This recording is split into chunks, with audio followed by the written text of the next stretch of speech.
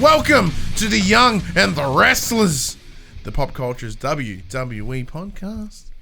I'm one of your hosts, Ryan Betson, alongside... I'm not your buddy, Murphy Jem. She's back! I'm back! You can listen to us every Friday morning at 8 a.m. on your podcast services, 9 a.m. on those YouTubes. If you want to join that wrestling conversation, head over to the Facebook, facebook.com/groups/the Pop Culturist. It's also the Discord and Twitter. All those links are in the description below, which is very nice for those of you listening on NPR radio. Yeah, and if you want to join that wrestling conversation... I was going to say, this is suddenly an ASMR channel. Yeah, it became... made myself excited. If you want to join that conversation live, just like the likes of Killer and Dash. That's the Dash. The Dash. Head over to patreon.com/thepopculturist. Throw us a $1 do at any tier. Any $1 do. Any $1. And get yourself a nice little sneaky link where you can come and join the chats live and watch us just fumble intros. Mm-hmm. This is take like 11. I think it was 2, but it feels like 11. 11 in 9 minutes. Yeah, it's been tough. It's been tough. But if you want to support us in a more one-off fashion, head over to popcultures.com/shopping, buy shirts like this and other assorted shit with our logos on it. We are also on Twitch at twitch.tv/thepopculturist. And you know, while you're out on your listening to us, I always forget to do this, but I should mention, if you are listening to us on podcast services, why don't you give us some star reviews, give us a nice little, I like how they talk about wrestling. Send. Helps us get noticed, puts us in places. That Ryan guy's a total babe. Yeah. I like the part where Ryan did the silly voice. I'm like, really? Yeah, do that. And then hopefully we can get more ears. Tell your friends about us. You know, that's a good thing. We'll also do PlayStation shows. Yeah. Killer Jem goes, just like I blame Jem for any mishap in Rocket. Yeah. So we blame Jess for Young and the Rest. Oh, yeah. Okay. Yeah. There's a thing there. Yeah. There's a thing. Yeah. Inside jokes that even I'm not a part of. But I didn't know it until now, but it's a thing now. But so. you were part of it. That's the thing. Yeah. You without even realizing you're in it. Yeah, that's the way it is. How you feeling, man? You're I impaired? am peachy. I am a lot better this week. I appreciate you guys. That's because you are 2 pipeline punch monsters deep. Actually, the one I had before was the Mango Loco. Yep. So 2 different flavors, changing it up. You know, I got excited about something that happened on one of our shows this week, so I was like, I'm gonna get the lucha looking one. It's got all the lucha masks and stuff, so we'll get to that shortly. Yeah, man. But how else you been? How's the life? Good. Recouping last week. I was really sick last week. That's why I made the boss call. Yeah. We had boss man tell me I needed to take a break, which we did have the lovely co-host, the Mullet. Yeah, big thank you again to the Mullet for coming. Thank you so much. You are a way more attractive co-host than I am, so thank you for putting up our screens.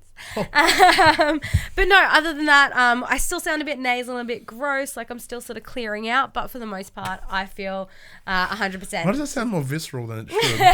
Just cleaning out. Yeah. But no, other than that, I'm peachy. Like I had a bit of a down day yesterday, but she's back on her feet, so. Yeah. How are you? I'm good, man. I'm alright. I'm not too bad. Boo Pain is doing okay. Yeah. Comparatively, it's getting a little bit better. Beautiful. When those pills wear off, like, fuck, those pills wear off. That's probably the only catch. Other than that, it's more manageable on the ring. Dasha says that's okay. Mullet brought the boobs too, so it was all good. That's true. Craig did bring an excellent rack. He really did. I was envious. It was very difficult for me to like look in Craig's beard. He's like, hey, beard's up here. I'm like, I was technically here last week. You did yell at us in the chat, which was fun. Yeah. I've been good, man. I'm very excited. So, at the day this goes up, I am off to a gig tonight for the first time in forever. 4 years. Wow. I've not been to a gig in a very long time. Like, I think the last gig I went to was Black Hilltop Hoods when they did Rod Laver at whatever their last album was, Walking Under Stars. Yep. This is a big one for you too, This is a big one. Yeah, so this is a band called Static X. Amazing. I've listened to this band since I was like 13 years old. I remember my mate gave me, it's what was essentially a mix CD of just Static X songs. Yeah, and I kind of fell in love. It's that awesome.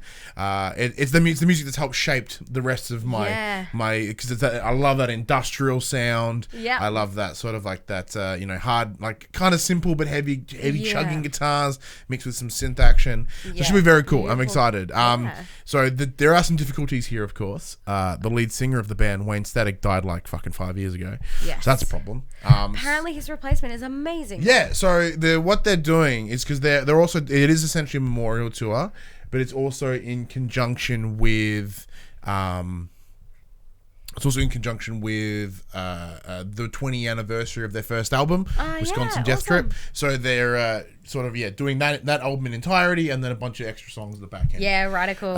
So the guy they've got, he's got a, if anyone that knows Static X, they have a very unique look. Wayne has the very pointy hair, Super Saiyan hair, and the beard, and So what they've done is they've got the guy, I believe he may be the singer of Dope. Yeah. Because Dope is on tour with them. Yes. So I think it kind of works up. Yeah. So he. So he's got a wig and a mask on.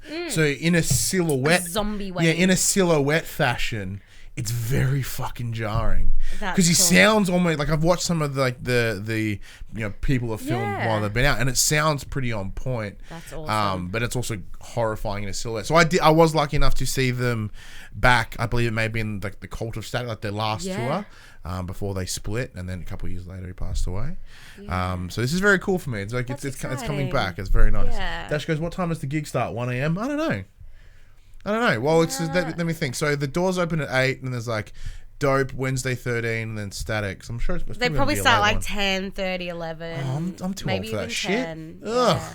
Generally, those sorts of shows finish around midnight. So. Yeah, it's not too bad. Depends. Midnight's not too bad, I suppose. I'm just an old man, but I'm pretty pumped for that. I have zero interest in moshing. Decisions already been made. Yeah. I'm gonna hang back because the thing is, I also made the decision to go by myself. Where's the venue? It's in Thornbury. At the Croxton. Yes, beautiful, beautiful venue. It's a little down the road from where we normally go to the wrestling. Yeah, good venue, plenty of space to stand around. Don't have to be too close to the front at all. I've done a few merch shows there, big old merch booth area. So I'm very keen. So really, I'm just gonna hang back, enjoy it. Maybe not because I'm too old to mosh these days. Yeah. My back's all fucked and I'm already tired. So yeah. But Wednesday 13, I've not seen in a while either. So very cool. I saw Wednesday 13 a couple years back at the corner. Amazing. Wednesday is just phenomenal on stage. I think I saw him technically when he was with Murder Dolls. I saw it Rob Zombie, Murder Dolls, and someone. It was around Soundwave time. But welcome to the Young and the Metal Show. Yeah. So insight to our lives. A lot of this music is very horror with wrestling. So it works out well. For instance, POD, like one of my favorite bands who I recently saw on one of their anniversary tours, same sort of deal. I was just like, holy shit, this is everything to me. But they also do Rey Mysterio's intro. There you go. So little things and like that. And we brought it back because new metal music was very popular. Done a bunch of intros for WWE, bunch of like pay-per-view shows and stuff like that. Their songs. So it all comes full circle. Yeah, it all comes back. Yeah. And I'm very excited for that. Yeah, because in the early 90s and 2000s, metal was huge for the WWE. Yeah. It was a real and then they really jumped on the new metal train, which makes me happy. Yeah, exactly. People shit on new metal, but I love new metal. Exactly. I mean, Slipknot is NXT's like intro. Yeah. So that's a flashback, Yeah, exactly. Speaking of NXT, though, let's bring that news in.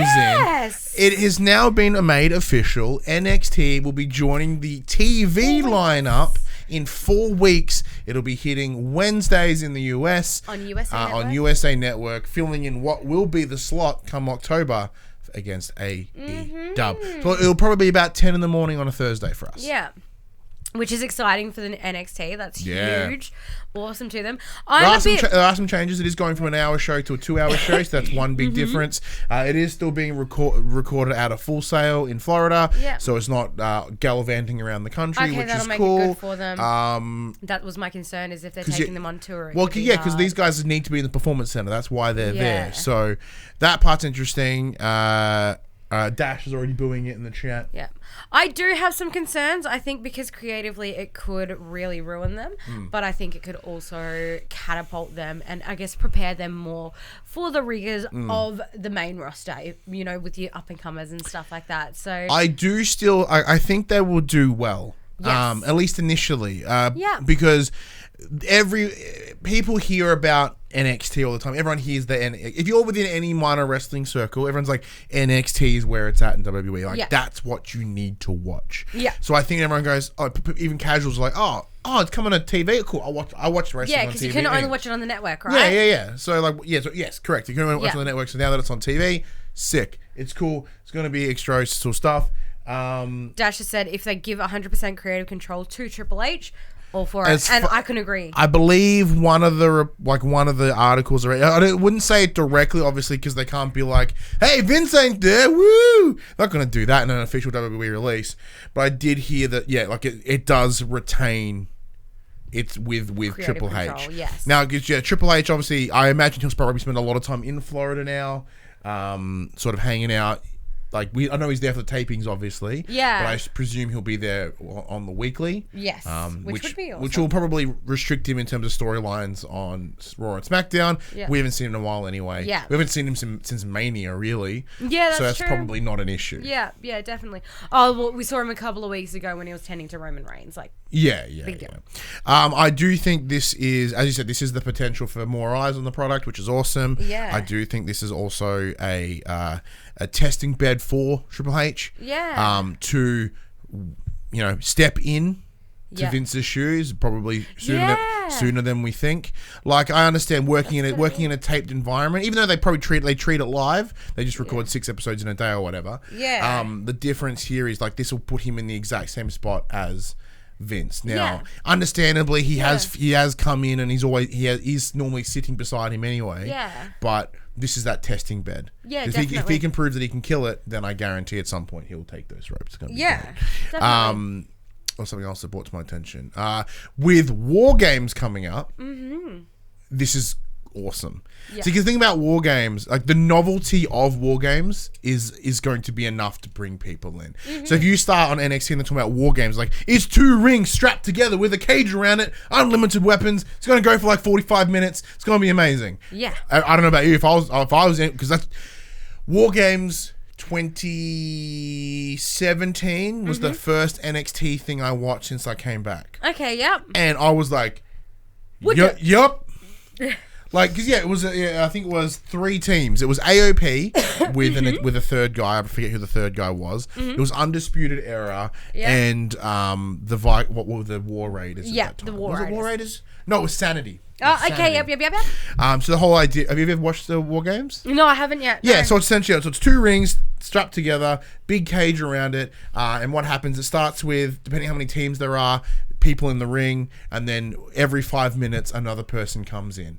But the time doesn't start. The match isn't official until everybody is in the ring. Oh, interesting. So, like, it's one of those, it's essentially this resilience sort of match, right? Yeah. And the last person that comes in, they normally pilfer weapons in. So there's, like, bins and kendos and tables and chairs. And, like, everything that's, like, not strapped down gets probably thrown in the ring. Crazy. And it gets gnarly. Like, it gets gnarly. I'm going to have to watch some of this when I get home. Yeah, no, like, it's really cool. And I think just the Roderick Strong was the third guy. That's right. That's right. This is before, I think this may have been before Roderick entered Undisputed. Yes, like, okay. Because we're going back 2 years here. So yes, I think a lot's happened since then. Yeah, definitely. But yeah, no, like, it won me over in a heartbeat. Yeah, sounds like it would, yeah. Yeah, and if you go back and watch the pay-per-view in general, there's some really cool matches. There's, like, Drew McIntyre versus Aleister Black. And, hell like, yeah. all these people that are now main roster that 2 years ago weren't. Yeah. So it's very cool. Yeah, I'm definitely going to have to watch it. But yeah, so, like, if they just do some smart advertising around War Games and be like, hey, this is something you've never seen before. Because, like, yeah, when I'm like, that sounds stupid. 2 rings together? That was awesome. Yeah. And then I heard about one thing. I think they call it World War III, where it's 3 rings strapped together. I'm like, that seems unnecessary. But show it anyway. I'm like, but if you can do that, like, that's unnecessarily awesome. But yeah, so I do think this is an interesting move. I think it does have its positives. I do think there certainly are some negatives. There you go. Killer says last year was mental because it was War Raiders, Pete Dunne, and Ricochet versus the 4 Undisputed Era guys. Crazy. So it was just 2 cages, and then I think Ricochet did a 430, whatever it is, 560, whatever it is. 630. 630. I wasn't even close. So he did 630 from the top of the cage. Fuck.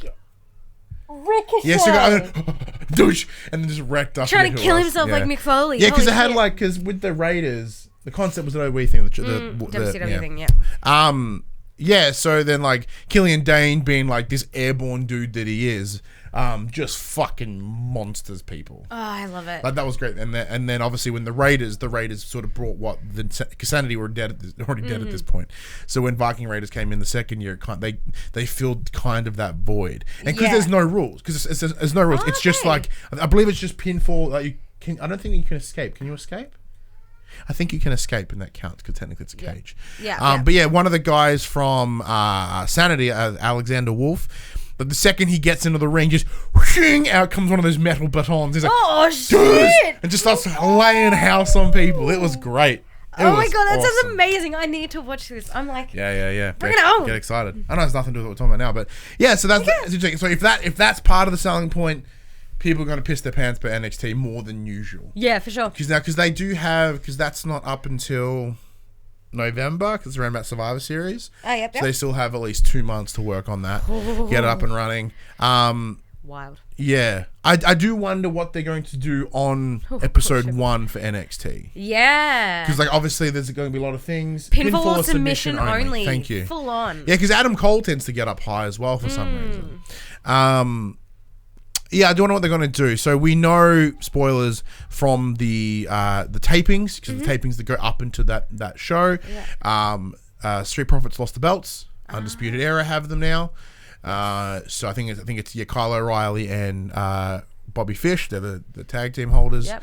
So I'm assuming that means Street Profits are coming up. I can only presume that Street Profits are coming up. Yep.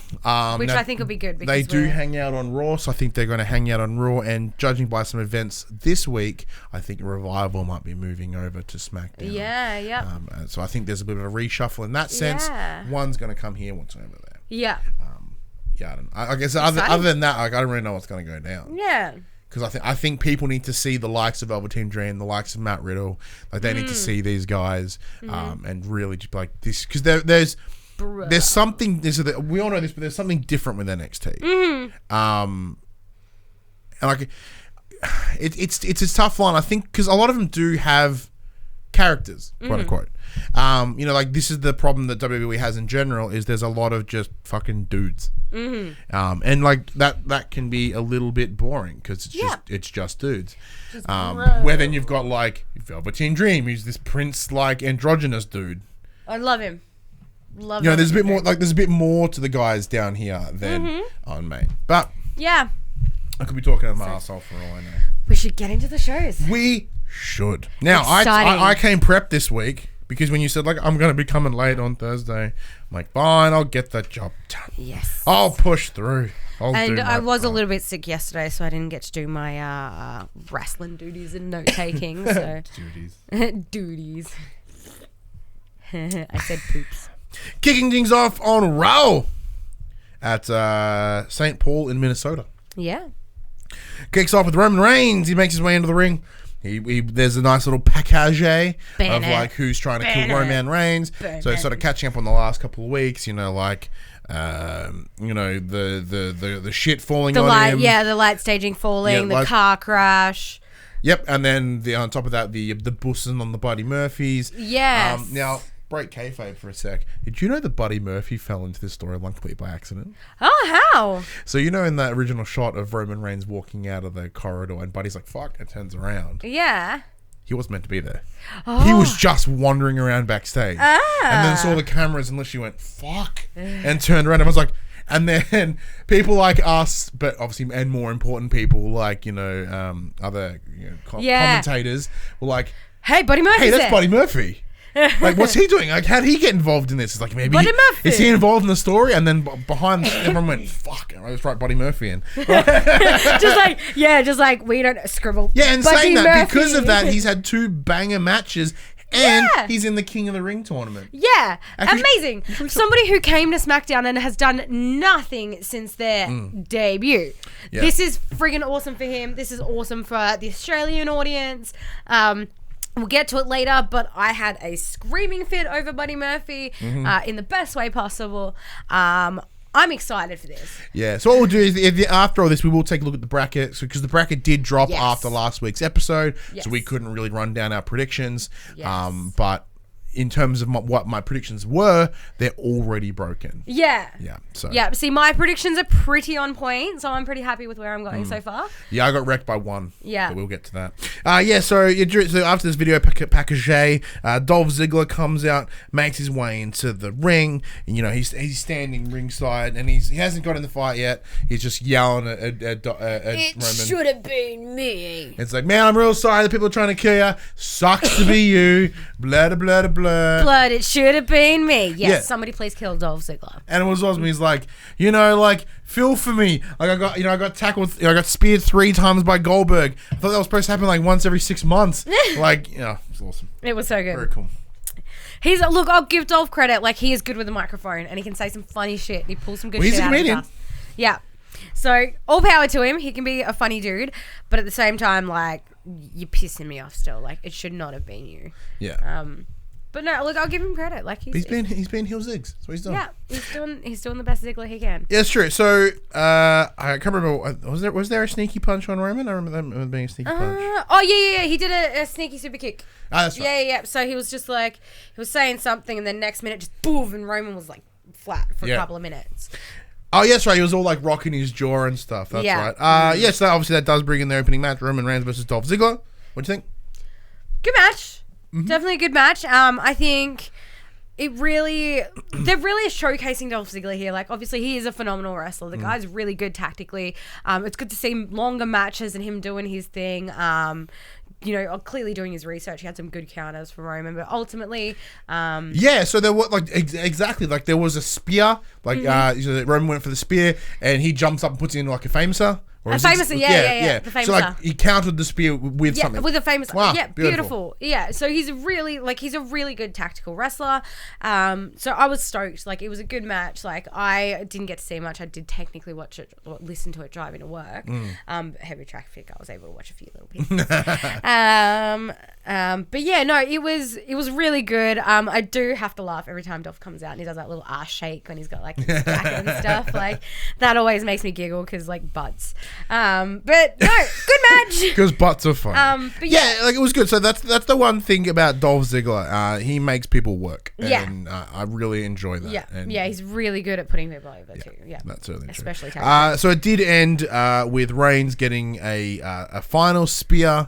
On him, bringing him down, going for the 1, 2, 3. Now Reigns did some solid work. So he took 2 zigzags or something, and was kind he of took like 2 zigzags. The zigzag, not very impressive. No, but no, he did. Yeah, there was a lot of work there. There was some throwing around outside the ring. No, it was a good match.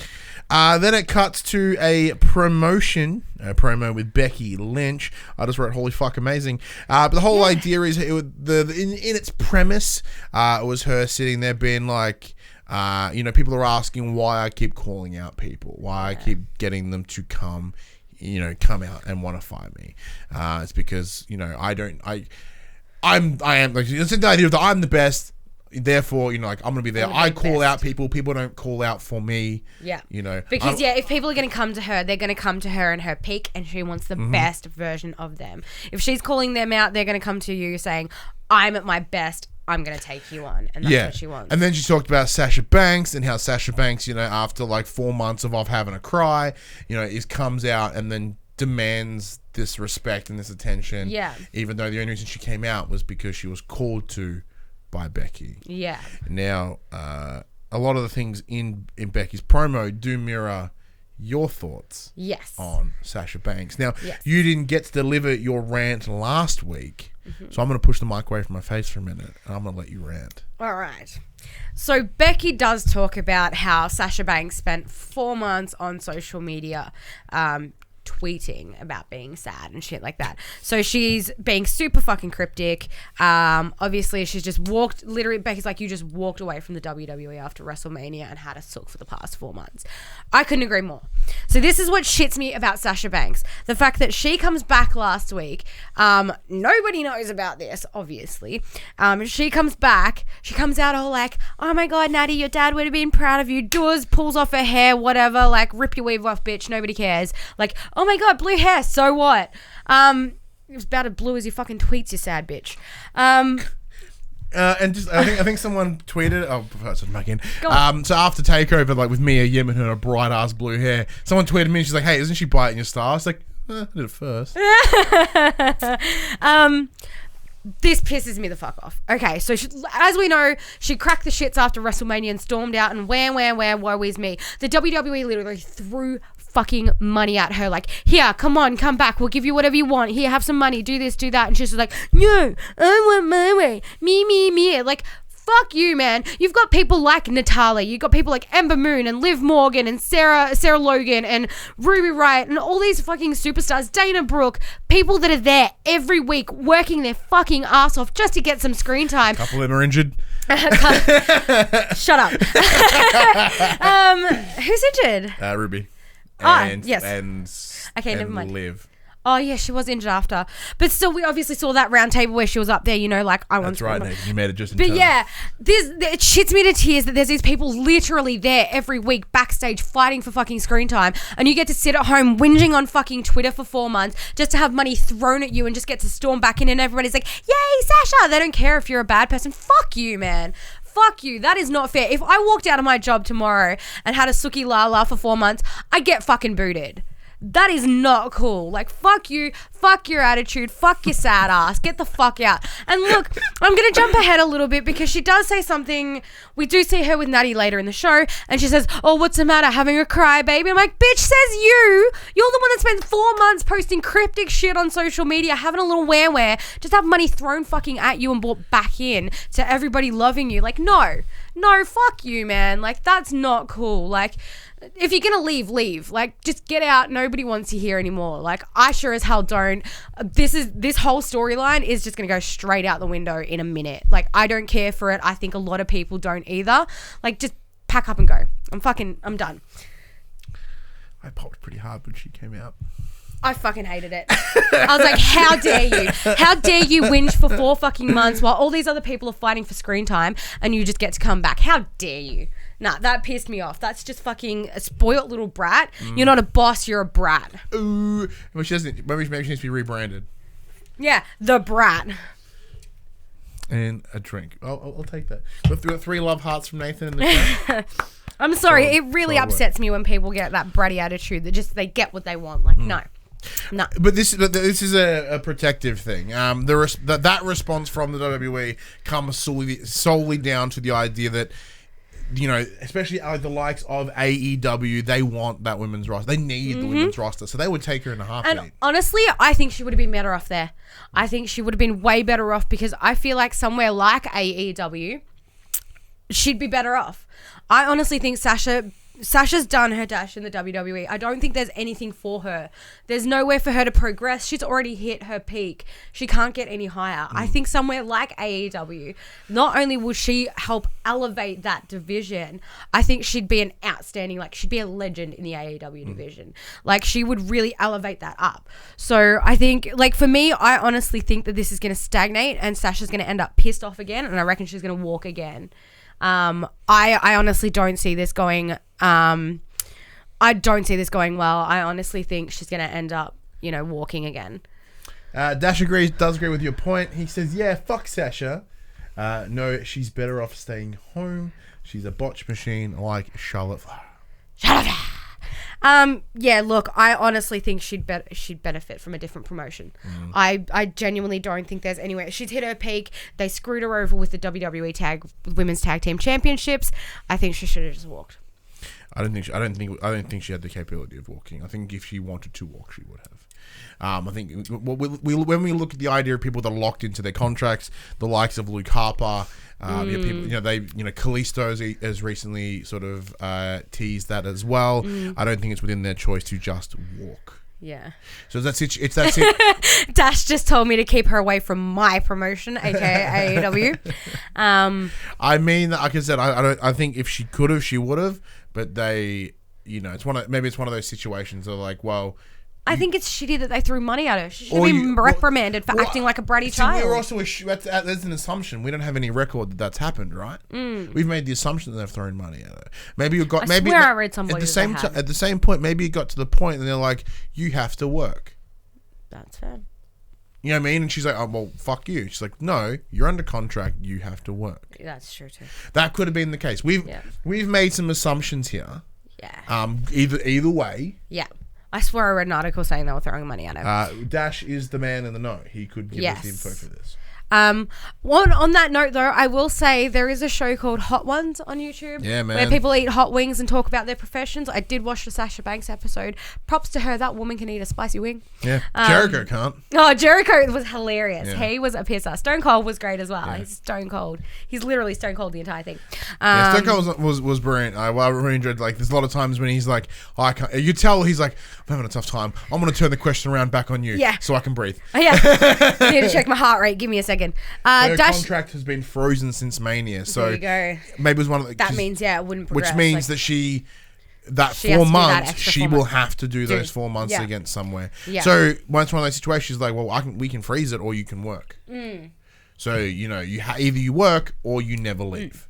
So maybe I suppose that's reprimanding in itself. So that's deserved. But, like, I just think it's shitty that the WWE Universe is so excited about it. Like, no, she's not allowed to have that glory. Like, I think... But at the same time, we do need a good heel right now. Yeah, well, because, like, I think Sasha did a lot of heel work in NXT, and that was really over. So I do think that's probably one of those reasons. I kind of wanted her I agree.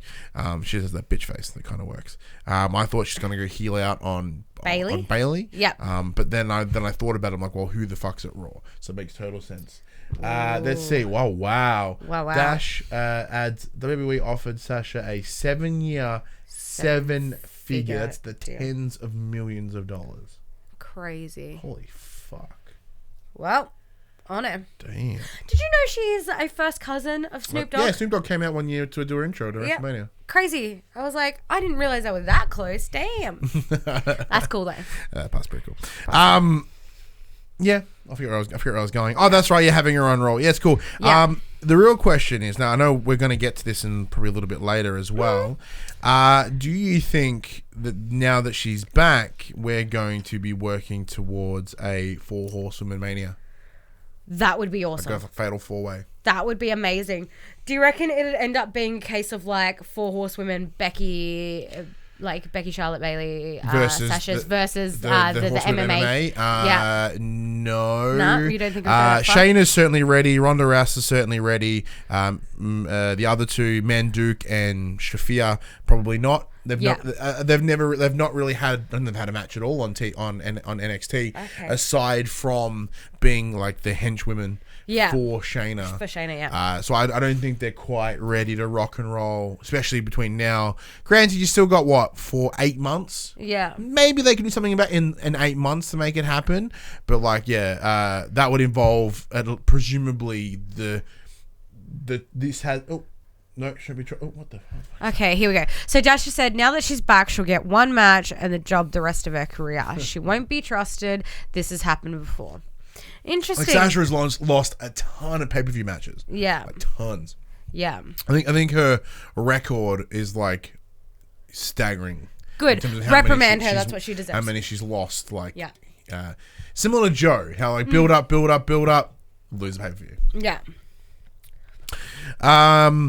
Where I was going with that. Oh yeah, speaking of Sasha Banks though, the original idea, the original announcement from the show was for her to join Jerry the King Lawler. So they did announce that Corey Graves is on holidays this week, so he wouldn't be joining them. They had Jerry the King Lawler on commentary with them, who was doing a special King's Court featuring Sasha Banks, who was going to spill the beans on why she did what she did last week. Yeah. So he comes out and does... His delivery seems super fucking off. I'm just saying. Yeah, he's always been really slow and really just not there. He's always been a better commentator than he has. Yeah, I don't know, because this is something that I was listening to another show today, and they pointed out, because obviously he and JR were they were right in that Attitude Era, right, with the inappropriate commentating sort of thing, right? So puppies. Yeah, so it felt like he was, as they sort of mentioned, that he was just holding his sentences. He's like, "We're here for the King's Court." Is that okay? Can I say that? Like, yes, you can say that. Okay, cool. I don't know what to say. What do I do with my hands? So first thing he did discuss was obviously King of the Ring being Jerry the King Lawler. It's kind of something that he does. Yeah, I'm just gonna. Yeah, keep talking. Yeah. So it is. Yeah, it is one of those things. Obviously, being the king, he does have to talk about the King of the Ring tournament. He does show the. So yeah, he shows the bracket. which we'll get to a little bit later. And he does also drop down his predictions. He goes on the Raw side. He was predicting Cedric or Ricochet. Yeah. And then the SmackDown side, it was... Oh, I don't remember. Brain fart. Yeah. I can write it down. Yeah. Dash just said he didn't like the segment at all. Neither did I. It's trash. Until so as he's talking about the King of the Ring, lights go out, down. And he's like, oh, I know what's gonna happen. Yeah, here. I've seen this. I've seen what happens here. I'm out. Yeah, and he does a runner, and like obviously Renee and Michael Cole are like, get out of there, King, and he gets to the top of the ramp. It's all flashy and crazy, and then out from behind him pops comes the Fiend, and the Fiend fucking mandible claws the shit out of him. Beautiful, and just the way he pops up behind him was like, beep, and I was like, awesome, like that is so good, and it was like just perfect. I was like, I'm always excited to see the Fiend, so I was like, yeah. Yeah. So Dash jumps in and also adds, this is the kind of shit you don't put Bray Wyatt with. Saying that though, for me, I think that they're doing something that we've seen before and something that we'll taking out the legends. Yeah, it's the legend killer. Yeah. Like, it's what Lars Sullivan was kind of being booked at the end of, earlier in the year, before he got all jacked up and racist. Yeah. They were unrelated. Remember when Randy Orton was the legend killer? Yeah. It's been done before and it works. And yes. It's one of those situations of like, yeah, Mick Foley was willing to take a hit. Fuck yeah, Kurt Angle was willing to take a hit. Jerry the King Law was willing to take a hit. They're putting Bray over. And not just that, it's really awesome to see that these guys, not only are they willing to put him over, but it's awesome to see that he is this force to be reckoned with. It's really building up. Yeah, he's also just taking out old dudes. Yeah. So like, I also understand that. Mm-hmm. But it's still building up this character because of the Fiend, because obviously on Twitter, like Bray Wyatt himself, not the Fiend Twitter, but Bray Wyatt, he's apologizing, please forgive me, this, that, and the other. And it's really building up these two sides of this character.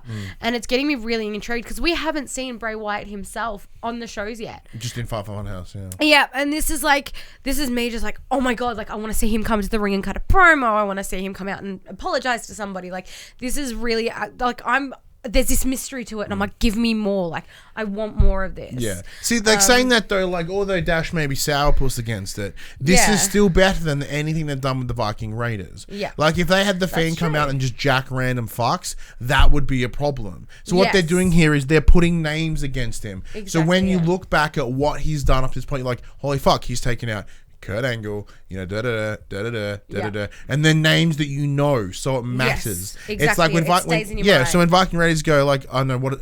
The only one I remember was the guy who looked like the guy from Coheed. Yeah, so there was random pricks, and that one time he took on Kurt Hawkins and Zack Ryder. So they took on Kurt Hawkins and Zack Ryder. Other than that, I couldn't tell you who they were. Yeah, exactly. And it doesn't. There's no strong memories here, but it's like this is literally like anymore. Yeah, this is almost like a name of fucking dead people behind him. Yeah. Well, they're not dead. But you get my point. Yeah. Like, that's leaving a trail of legends. It's a trail of legends names, and then eventually it will transition to people on the roster. Yeah. And then you'll just find which it already someone... has, obviously, he's taken out Finn Balor. Like... Yeah, and we haven't seen him since.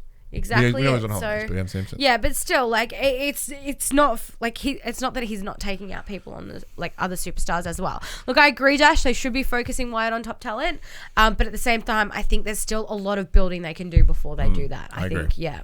And this is the safest way for him to be built while attacking people we know. Yes. So obviously with Jerry the King Lawler out, he's no longer able to do the commentary. Yes. How convenient that they had the 205 commentator there. Vic Joseph. He also does NXT UK. Yeah. I thought Vic Joseph was great. Yeah, he's great. Phenomenal. Really he was doing some really good stuff, playing the part of Corey Graves. He was awesome. It's kind of the other way, actually. He kind of did a lot of the play for play, so he kind of fell in the shoes of Michael Cole. Yeah. And then Michael Cole kind of fell into the Corey Graves thing. A bit of a mix. There was one point where he's like, Renee, I'm going to play Corey Graves here. And I was like, that's cute. Yeah, and it's cool. She's like, go ahead. If we go back to heel Michael Cole from X amount of years ago. Heel Michael Cole was great. Yeah. I know a lot of people don't like him, but I've always been a fan of Michael Cole. I don't like his play-by-play. I've never seen heel, because I think he's a little bit too treat you like an idiot. Yeah. But no, it was really good commentary for Raw once Vic came in. That was really cool. Next up, tag team match for some reason. Ricochet and The Miz versus Drew McIntyre and the man we have not seen in a while, Baron Corbin. I was shocked. I heard his music and I was like, oh, I I was like, oh, wow. Okay. And then when he got in the ring and took off his vests and stuff, like he was in a singlet wrestling this time. And I was like, so he took off his normal button shirt and vest. Yeah. And I was like, okay. Like this is a different Baron Corbin, I think. Yeah. I was initially quite confused by this because I was like, hang on. Okay, so Ricochet, I'm like, sick. Straight away, I knew it was a teaser match for King of the Ring. Yeah, yes, I'm like, fucking King of the Ring. Let's do this. I want to see Ricochet v. Drew McIntyre. That's what I'm king. Because if you have a look at my notes, I literally wrote it, and then I had to cross it out. Yeah, because it was a stupid fucking tag team match to be like, ooh, watch next week. Teaser. Next week, because they're doing King of the Ring. I'm like, fucking replace this match with an actual King of the Ring match, you fucks. Yeah. That was my only problem with it. The match turned out to be great. It was a good match. It was a really good match. No major complaints. But...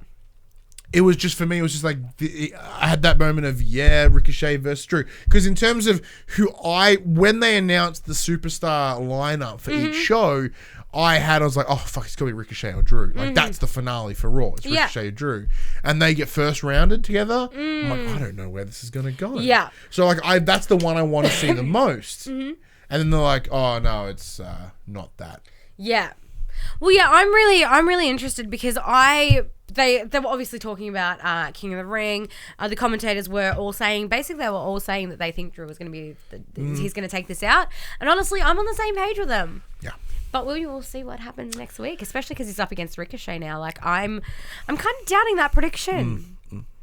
But I'm interested to see how it goes down. Yeah, as I said, it was kind of a standard match. It was a lot of just Ricochet and Miz working together. Yeah, they did some really good tag teaming. Baron Corbin was doing Baron Corbin-y things. Drew McIntyre was doing. Drew McIntyre and Baron were doing things like they weren't 3-man blending again, which is good, but they were there.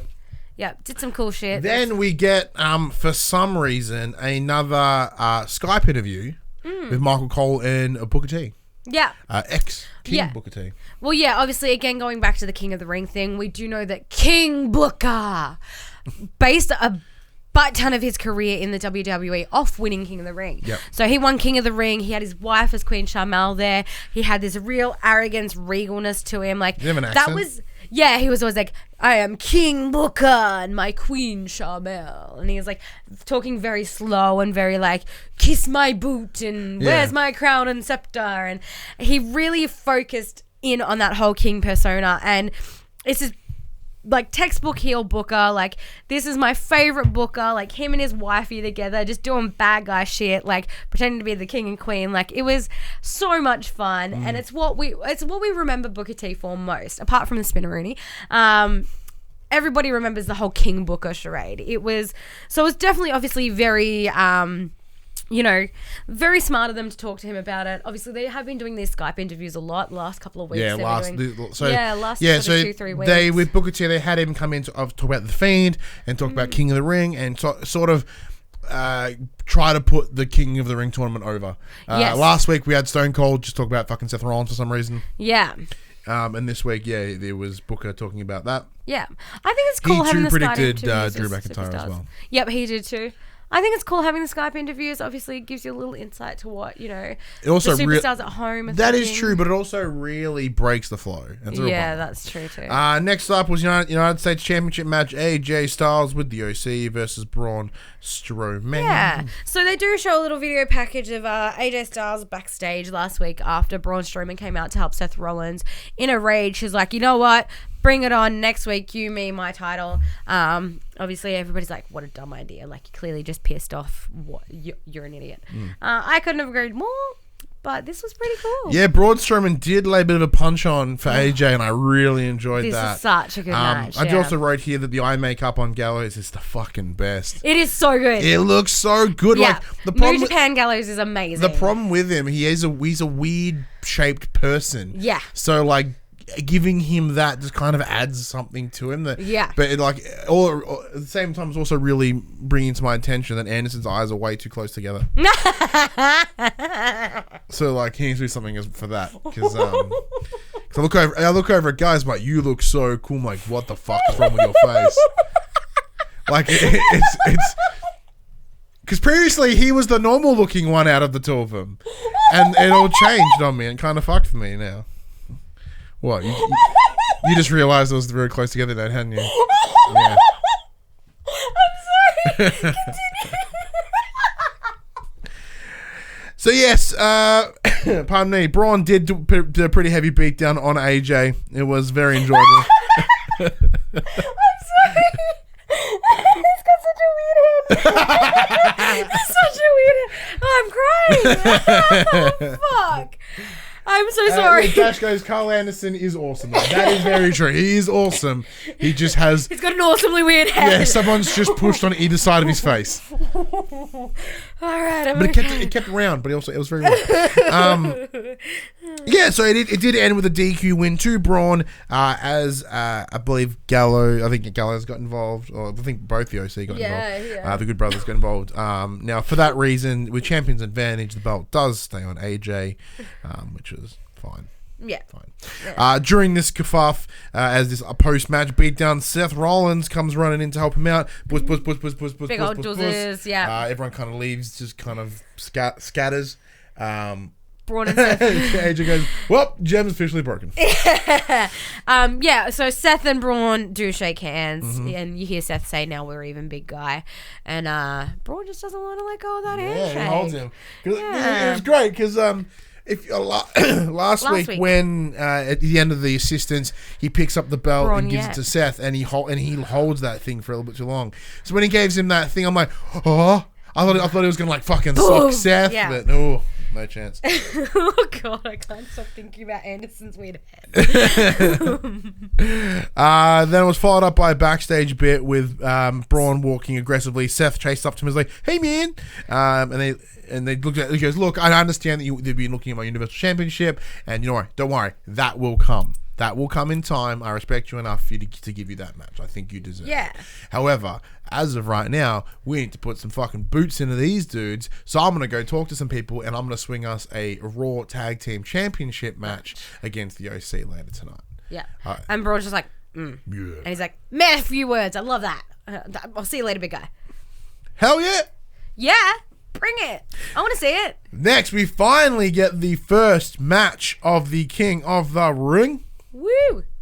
Samoa Joe versus Cesaro. Bum, And a fucking gangbusters match. Killer. Awesome. Absolutely killer. Cesaro like taking Samoa Joe for the swing. Yeah. The King of Swing wants to be the King of the Ring. Rotation. It was still good. Like the fact that he got him up. Joe. Yeah, exactly it. But like I love that they obviously showed little video packages of them as they're coming out. Oh yeah, and he's some like, really hot promos by the way. Yeah. He's like, I'm the King of Swing and I'm gonna be the King of the Ring. And I was like, yes, Cesaro. But my money was on Joe. Yeah,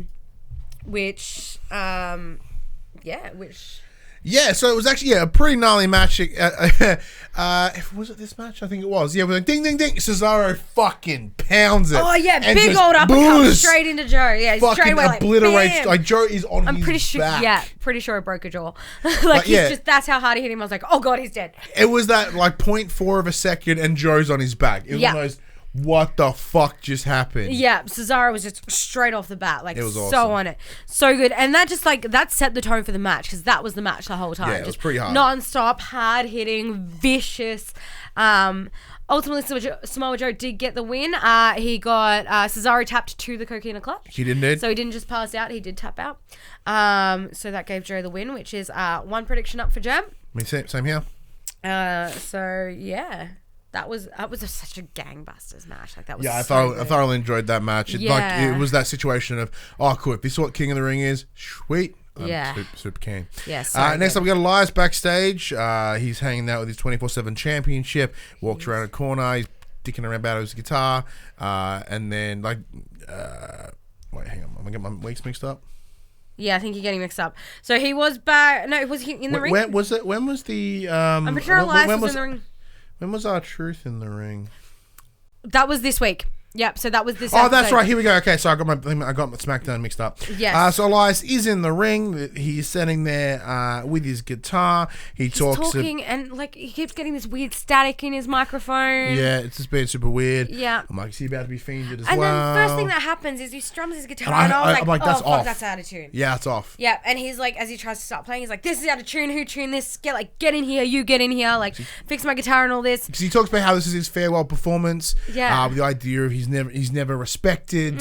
Plus he's got bigger things. He's busy with King of the Ring. He's busy being 24/7 champion. Yeah. And I'm pretty sure they showed a video before that of him in the studio.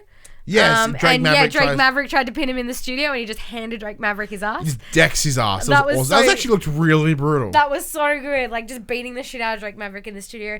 But yeah, as he's getting all this set up, obviously he does reveal that it is R-Truth, and there's a referee there as well. And R-Truth tries to get the upper hand, but doesn't win. No Carmella, so I'm assuming she's on a vacay with Graves. That's nice. Yeah, that'd be cute. Little couples vacay.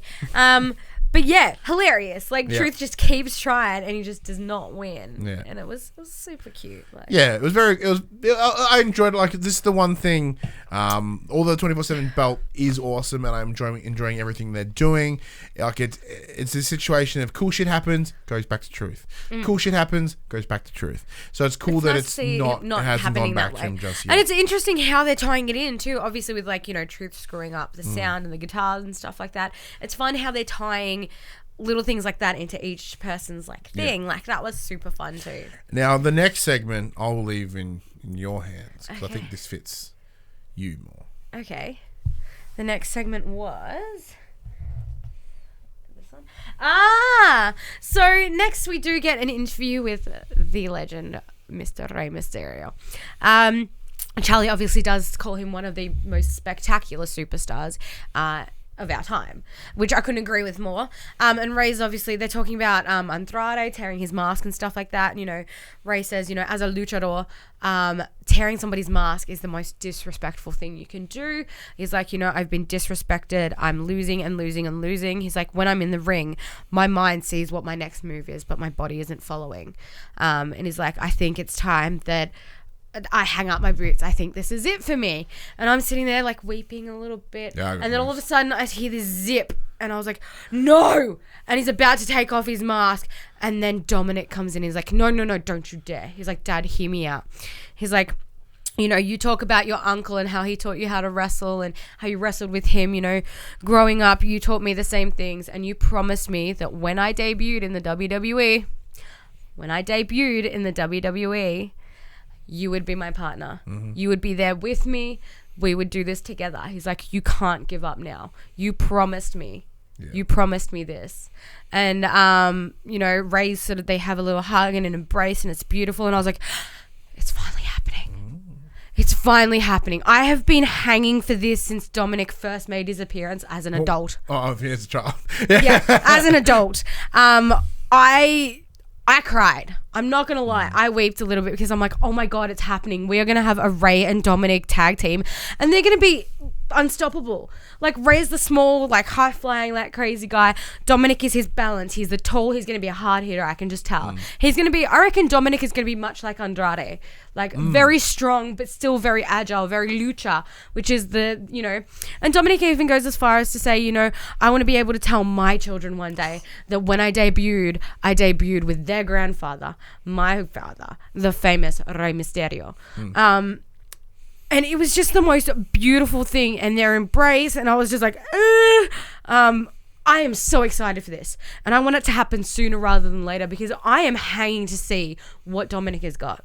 Dominic has the best trainers in the world. He has been born and bred into this industry. And I think he's going to do amazing things for himself and for his family's name. So I'm stoked. I'm really excited. I am really, really excited. I can't wait. I was sitting in the car like, so I was so scared that Ray was going to call it a day. Yeah, same. No, I'm stoked. Yes, but I don't have that history. Since I've been watching, Rey Mysterio has come back from injury, gone from injury, come back from injury 3 times. Yeah, and he's been putting people over, which is awesome. Yeah. That's what a true legend does. I think it's exciting as well because we have a really average tag team division at the moment. See, I don't think he'll be a permanent tag team. I don't think it'll be a permanent thing either. Match. But I think it'll still be good to spruce up that division. Yeah. I don't think it'll be a once-off. I think there'll be... I think there'll maybe be a couple of months of it. And then Dominic will find his legs. obviously a transitional period for Dominic, having Dad there to help him through. But yeah, I think they're going to do something really cool in the first couple of months, and then Ray will finally call it a day, and Dominic will take over that Mysterio legacy. But yeah, I think it's definitely needed at the moment because, like I said, the tag team division it's the same rotation of people. We really need to like move it up, and we'll talk about it on SmackDown as well. Yeah. But yeah, I definitely think that we need something more. You said I don't think even if they do, when they do debut with Dom, I don't believe that they will be taking on tag teams. I think it will focus very heavily on Andrade, and then probably someone else with Andrade. Like that's what it will be. Because I do. Part of me does still think it may end with that hair versus Mascaras match. I just like saying Mascaras. Yeah. I do think hair versus mask match. I do think that's where it will end up. And that will be the last thing to get him over, which is fine. And then that kind of puts a feud in Dom. Yeah. Like, as in, like, you demask my father. I'm going to fuck you up. But yeah, so me being a father as well and having a very strong connection to my father, I'm a big sucker for father-son stories. So I felt it. In this thing. I'm just going to mention now, just want to mention it now before we get to the end of the show, the promos were on point this week. Yeah, so just good. All of them, like, they felt natural, they felt unscripted, they felt delivered incredibly well. This felt exactly that. Yes. Apparently Vince wasn't present, so therefore he didn't have any final say over the show. Yeah, beautiful. So I think there was something here that, like, you just go with it. Yeah. Yeah, and it was definitely I felt that. I felt that with everyone, and I felt that especially this week overall was so much better than what we've seen presently. We'll get to that. Yeah. But no, awesome. It was beautiful, and I am so excited. Next up, New Day versus The Revival. It's a new day. Yes, it is. Mm-hmm. We've seen this match 1,000 times as well, and this comes back to me saying, like, we need something new in the tag division. Yeah, it's just same old. Yes, but other than that, it's more about the ending here. So this is following on from last week with Randy Orton. Yeah, so Randy Orton and the Revival have now become friends. The Revival were wearing snakeskin boots because Snake, Viper, same. Just sort of a nod or homage to their friendship with the Viper. This comes back into last week. Obviously, the New Day with Kofi Kingston versus the Revival with Randy Orton. I love that they've changed their little hashtag to FTRKO. That's fun. So I was just like, yeah, that's cool. FTRKO was really cool. So that's what I'm going to call them from now on. Yep. So yeah, stock standard match. As the match is going on, same thing we always see. Yeah, so it's the end of the match. This is what the big things happen. Yeah, the same. The end of the match is the pop. Randy Orton comes out of nowhere, fucking RKO's the living shit out of what's going on. Killer says it's not the same when you watch New versus Usos. They tear the place down and not feel like it's the same old. That's true. Yeah, you can have a repeat. So I'm not a big fan of the Revival. I think they are. They're probably, I think something Dash probably say they are more technically proficient, which is probably it's probably as a wrestling fan, it's probably better. Yeah. But as the sports entertainment fans that we kind of are, it's not quite there. Like that's why we watch AEW. We want that technical shit over there. Yeah. Big E gets a big fucking RKO. Yeah. Blows out, and then it becomes a beat down, right? So Big E's just lying dead in the middle of the ring. The Revival jack up Xavier Woods. Kofi comes in, gets another gnarly Oko. Man, Kofi can take a fucking RKO. Yeah. He's fucking airborne and shit. Yeah, he's so good. So Randy grabs him by the hair, holds him into the corner of the ring, forces him to watch. Break Xavier's leg. His leg. As the Revival get Xavier in a very specific lock. Bush rips apart, like presumably breaks either his cuff on a calf and so not his, like whatever the lower leg bone or the upper leg bone. I think it might be the upper is what they're trying to. I don't know what, like I didn't see properly. I have to rewatch it when I'm not driving, but I listened to it and the way Xavier was screaming, like I felt that in my soul. Like I felt sick the way he was screaming. I'm like, I hope to God he's not dead. Yeah, he might be. But yeah, they were just like, all I could hear was Randy yelling, break his leg. And I was just like, what? Not a fun time. Next up, we get the interview backstage with Sasha Banks. Oh, yeah. So she's talking to Michael Cole, and Michael Cole's like, tell us what's going on. And she's like, I'll start from the start. It started a couple of weeks ago. I was looking in the mirror and I was like, you know what? Blue's my color. And then I debuted with blue hair and everybody's talking about, hey, Sasha, your blue hair is amazing. And, you look great. And Michael Cole was like, with all due respect, nobody's talking about your hair. Nobody's talking about your hair. I want to know why you did what you did to Natty and Becky last week. And she's just like, he's like, that we'd thank you to know. And she's just like, you're welcome. And just leaves. And I was like, bitch.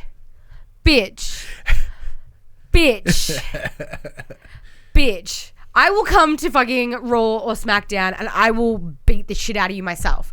Like, fucking give me an answer. Like, I love how she's, by you listening to this response, she's doing her job. Yeah, I know. Bravo. But Bravo, you fucking bitch. Fucking bitch.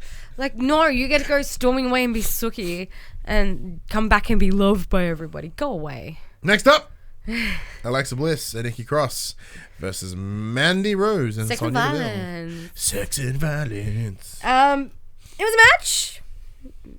I don't know. I didn't really get to see it, unfortunately. Yeah, it's probably like it's this weird thing. Like, although I'm enjoying Alexa Bliss and Nikki Cross as belt holders, I didn't have an investment in this match personally. It wasn't a championship match; it was just a match. So I'm like, okay, if they win, it's set up for a future match. Cool. Yeah, and look, there was a valid point in that we should at least have a chance at competing against the champions because we were the ones who eliminated the Iconics in that fatal 4-way. Mm-hmm. So like that has some validity. Yeah, their ground was there. Yeah, but it was just again, I wasn't invested. I don't care much for Sonya and Mandy at the moment. They're not really doing anything. And that's pretty much where I lost my interest to. Yeah. For that reason, which is fine. Yeah. Next, so the win did go to Nikki Cross with a neck breaker onto Sonya. Yes. Rad, enjoyed it. Very cool. Yeah, very good. It's nice to see Nikki and Alexa being fighting champions. Yeah, big time. Yeah. Next up, Cedric Alexander versus Sami Zayn. This is numero dos of the King of the Ring tournament. So another round winner. Yep. So a second. Yep. Interesting. It was a very interesting match. I don't know. Again, it was another one I didn't get to pay too much attention to. Yeah, so for here, it is more post the match that's interesting as well. And we kind of knew straight away what the result was going to be. Well, Sami Zayn has lost every match he's been a part of since his return earlier in the year. So I was like, I'm not thinking too well. I'm thinking it's going to go well here. Like, Cedric has had a good run right now. Yeah. If he's been able to like do a fucking Drew McIntyre, he has no concern when it comes to Sami. Sami's getting pulverized. Yeah. And he did. So it did go down with a lumbar check. Beautiful move. So Rex Sami, 1, 2, 3, there's your pin. He fucking boots. Although it wasn't shown on television during the ad break, Sami then, in his frustration, walks out, starts tearing up the crowd. Some guy's booing him. He's like, "I'll come over there, I'll break your fucking face." Blah, blah, blah. He's just swearing at people in the crowd. Yeah. Grabs a chair, fucking rails it onto the thing, and threatens this random dude in the crowd with the chair. And I was like, "Oh, you son of a bitch." Yeah. Like, it's totally cheap heat. Like, why the hell would you just threaten to punch someone in the crowd? But it just totally worked, and I really dug it. It works really well for Sami Zayn. That also ties into what happens tomorrow. Yes. I'll have to look into that, definitely, because I didn't get to see that. So we returned backstage with a Street Profits promo. As we should mention, they weren't wearing the NXT Championship belts. They were not. As due to tapings, they had lost them. Yes. But if anything, this, for me, just solidifies them coming in. Yes. Yeah. No, they were just here putting over King of the Ring. Putting over King of the Ring, putting over just Raw in general. Yeah. They're just there. Yeah. Just they're like definitely gives you that hint that they are going to be Raw. Yeah, they're like pound popcorn and stuff. Yeah. Fun. There was an OC. I love that they were talking about the brackets too, and Dawkins is just like, "Mine's already wrecked, man." Yeah, he's like, "Oh man, I'm doing well, my brackets." Yeah, it's so good. It was very fun. Because they're kind of filling in this almost fan area in the, like on the show. Yeah, they're like the marks of the show. Which is, I get it's probably the best way to explain it. They are the marks. Now, I don't know if this is something that's been done before. It's so much fun though. I enjoy it. It is so cool. We got a promo from the OC.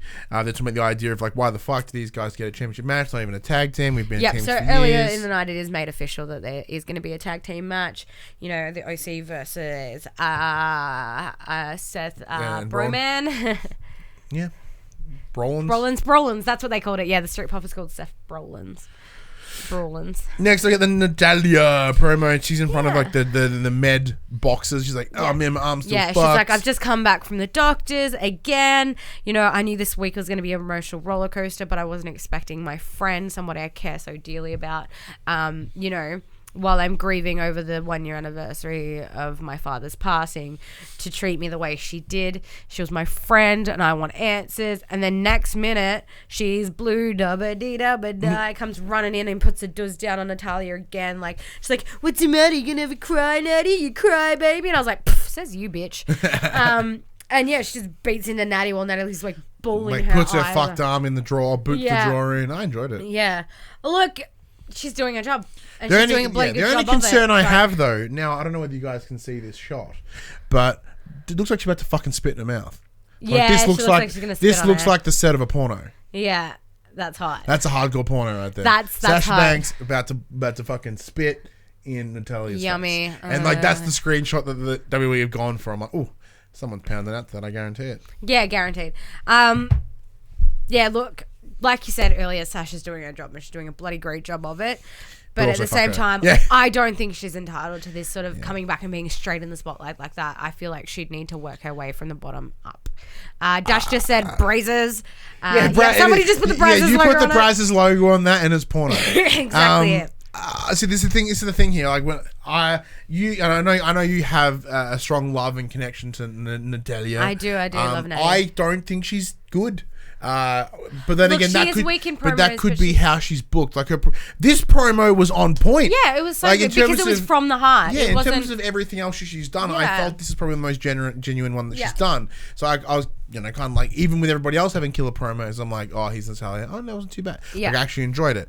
But I mean that as in, I don't see her as a legitimate contender for a belt or anything like that. So the second they announced her going for SummerSlam, I was like, no fucking chance. Like, yeah, she's good. Her legacy is greatly more impressive than anything. Yeah. And like, she's great in the training center for people. Like, she helps like Ronda Rousey. Ronda Rousey turned out to be fucking amazing. Yeah. So like, her skills are there, but I don't see her as a viable competitor. Yeah. I thought you were going to say, I know you have a strong love and connection to porn. Which you may have. Yeah. For all I know. Yeah. Inappropriate time to burp. But to cause a silence. But, yeah. So I was just fantasizing Sasha Banks spitting on Natalia. It's pretty hot. Just jacking it in my mouth. Sorry, like right in my mouth. Ugh. Daddy. I never understand that shit. It's gross. Yeah, no. Saying that, though. If someone's like, hey, you doing? I'm like, okay. I'll watch them do it. But I'm like, I'll watch. Yeah. So like, I don't see her as a strong contender for that. So in terms of you being like, why isn't she given a shot? I'm like, Oh no, it's not so much that. It's more so like, why is Sasha being thrust straight back into the spotlight and into the main event when people are working their way from the fucking ground up, you know? I was saying, well, the women's roster is pretty fucking tiny. Yeah. Like, it's the same problem they've had since the end of Mania. Like, they booked so hard, basing it around Ronda, Becky, and Charlotte. Once it happened, like, what do we do now? Yeah. I have an issue with them using the real life passing of somebody. Yeah. I think that's a bit fucked. Yeah, that's a bit shit. I understand that could only be done with permission. Yeah. But I still think it's fucked. Yeah. But I think in a way it's also Natty bringing light to the legacy of her father as well and trying to keep his memory alive in the WWE. Yeah, saying that though, every time she brings it up, she gets fucking dosed. Like at the end of last year, she brings it up and then Ruby Riott and the Riott Squad kick her ass for it. Oh, really? I didn't know they break her glasses. Oh. Like, this is months after he passed away. Yeah. 2 months. Yeah, that's a bit shit. Because, like, at TLC, there was a tables match between Ruby Riott and Natalia. Yeah. And, Ruby was like, I'm going to put you through a table that has a big cutout of your dad's tape to it. That's fucked. 2 months. That's fucked. 2 months. Yeah, but that's typical Vince McMahon. He will use that to your advantage, like, well, to his advantage. Like, he's very much what was that? You had a personal disaster go on. Let's use that. What's that? You're banging in real life. Guess what? You're banging on TV now. Yep. I watched a whole thing on the whole Edge and Lita thing and how that all went down and how shitty it was. And they weren't comfortable with it either. But they were just kind of thrust into it because boss said so. Yeah. It worked out great not so much for Lita, but it worked out great for Edge because he ended up massive. I think for a lot of people, Lita has come out of that okay. Yeah. Reasonably okay. Yeah. At least. But no, it was badass. Finally, to finish off the night is the Seth Rollins and Braun Strowman versus Luke Gallows and Carl Anderson for the Raw Tag Team Championship. With AJ Styles, of course. I did not see this coming. Thoroughly enjoyed this. It was amazing. Yeah. I did not expect the outcome. I shit myself when I did. Yeah, before we get to that though, like, woo! So I'm a bit of a Braun mark. I kind of like him a lot. Yeah. I think I've got like two. Pretty sure I got you two were wearing Braun Get shirts. These Hands the other Yeah, I was night. wearing Get These Hands on stream. I've got like rocking 2 Braun shirts. Got figures over there. Yeah. I'm still waiting for a cheaper version of that one to come around. Love it. Big fan. I'm a huge fan of Braun. They were thrusting in real life too.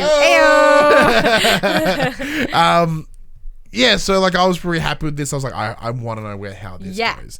Now, I was like, in my head, I was like, wouldn't it be funny if they won? Like, how much of a kick in the face Braun would that has be? a history of winning tag teams with weird champions, like the time that he won it with like an 11-year-old kid at WrestleMania. Yeah. So there was they played it. So to their credit, Gallows and Anderson played it smart. They split that ring in half. They kept Seth away from Braun, even wrecking Braun, getting into distraction. Braun, so getting AJ to distract Braun ringside to keep him out. Gallows so it's just pretty much a beat down on Seth. They were just smartly tagging in and out, just kicking Seth's asshole. They're a good tag team. They've got that history, right? Yeah. And then the second that Braun got involved and pushed it over the line. Drive by on big running power slam onto Anderson. Yeah, drive by on AJ. Yeah. Yeah, and that's what got him back in the match. Seth finally gets tagged, and then it's all over. Yeah. Braun just cleans fucking house. Yeah. And then your new Raw Tag Team Champions. The team of Seth Rollins and Braun Strowman. I was like, duh? Yeah. What? I popped my little titties out. I was stoked, but I was like, eh? But the difficulty that I had, though, because I watched this late Tuesday night. So by the time it finished, it was like quarter to midnight because I had to watch it later because of my kid, and I was like, yes, fuck, everyone's asleep, mate.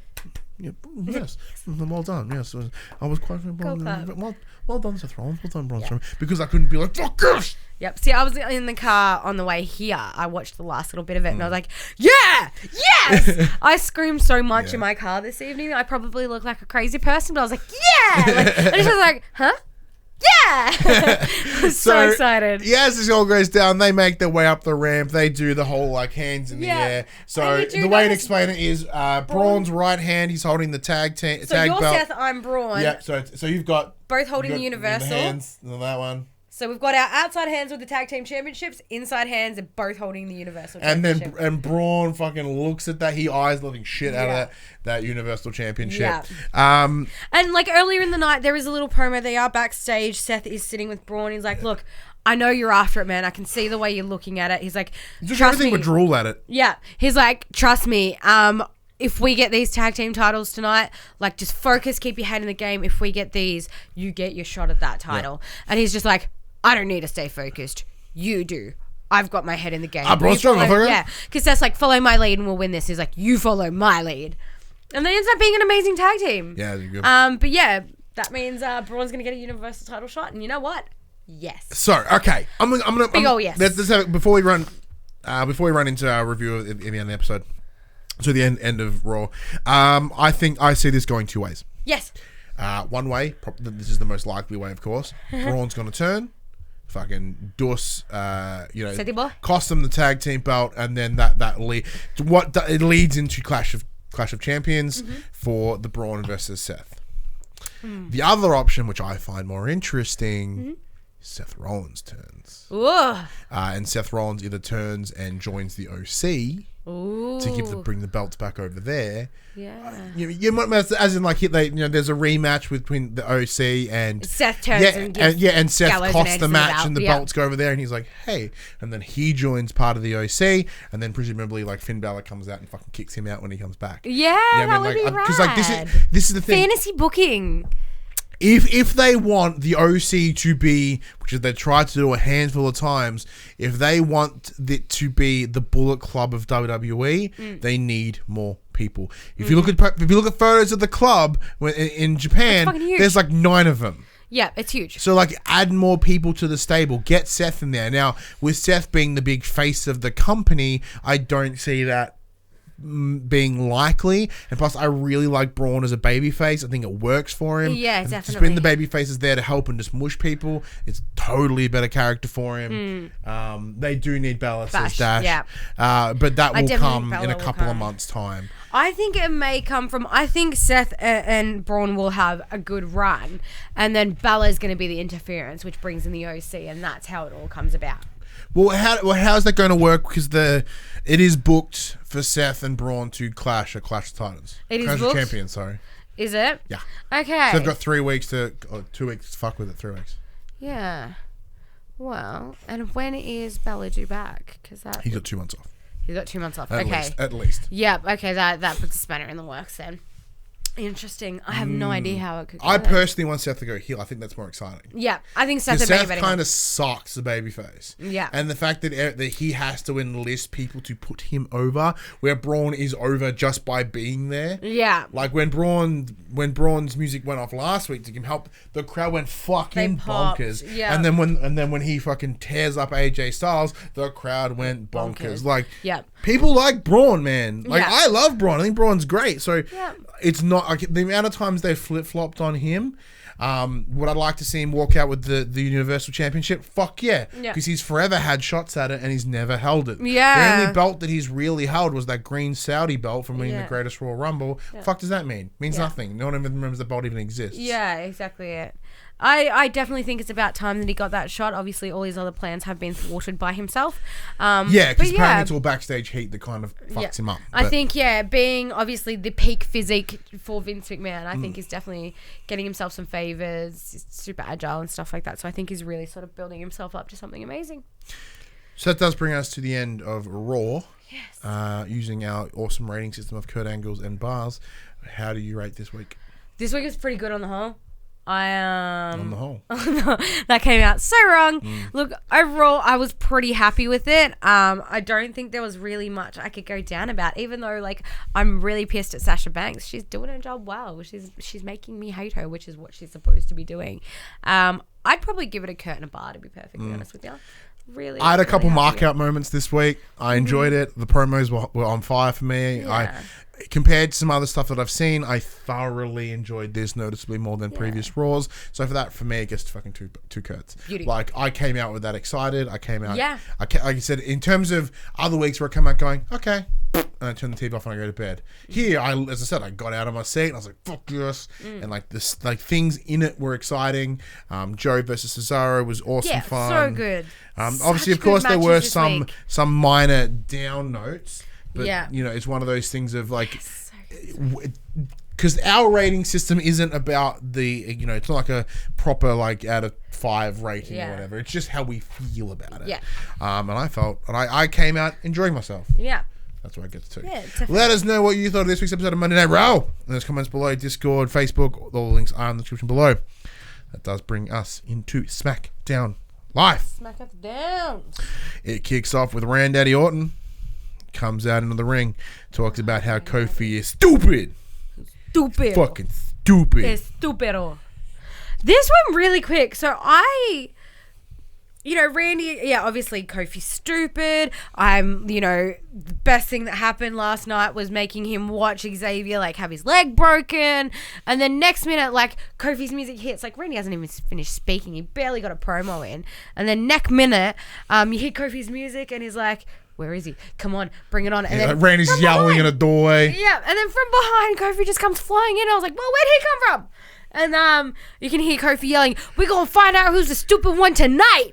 And I'm just like, Who's stupid, yeah. Who's stupid, Randy? Who's stupid? I loved it. Puts a chair on Randy's leg. He's about to like obliterate him, just beats the shit out of him.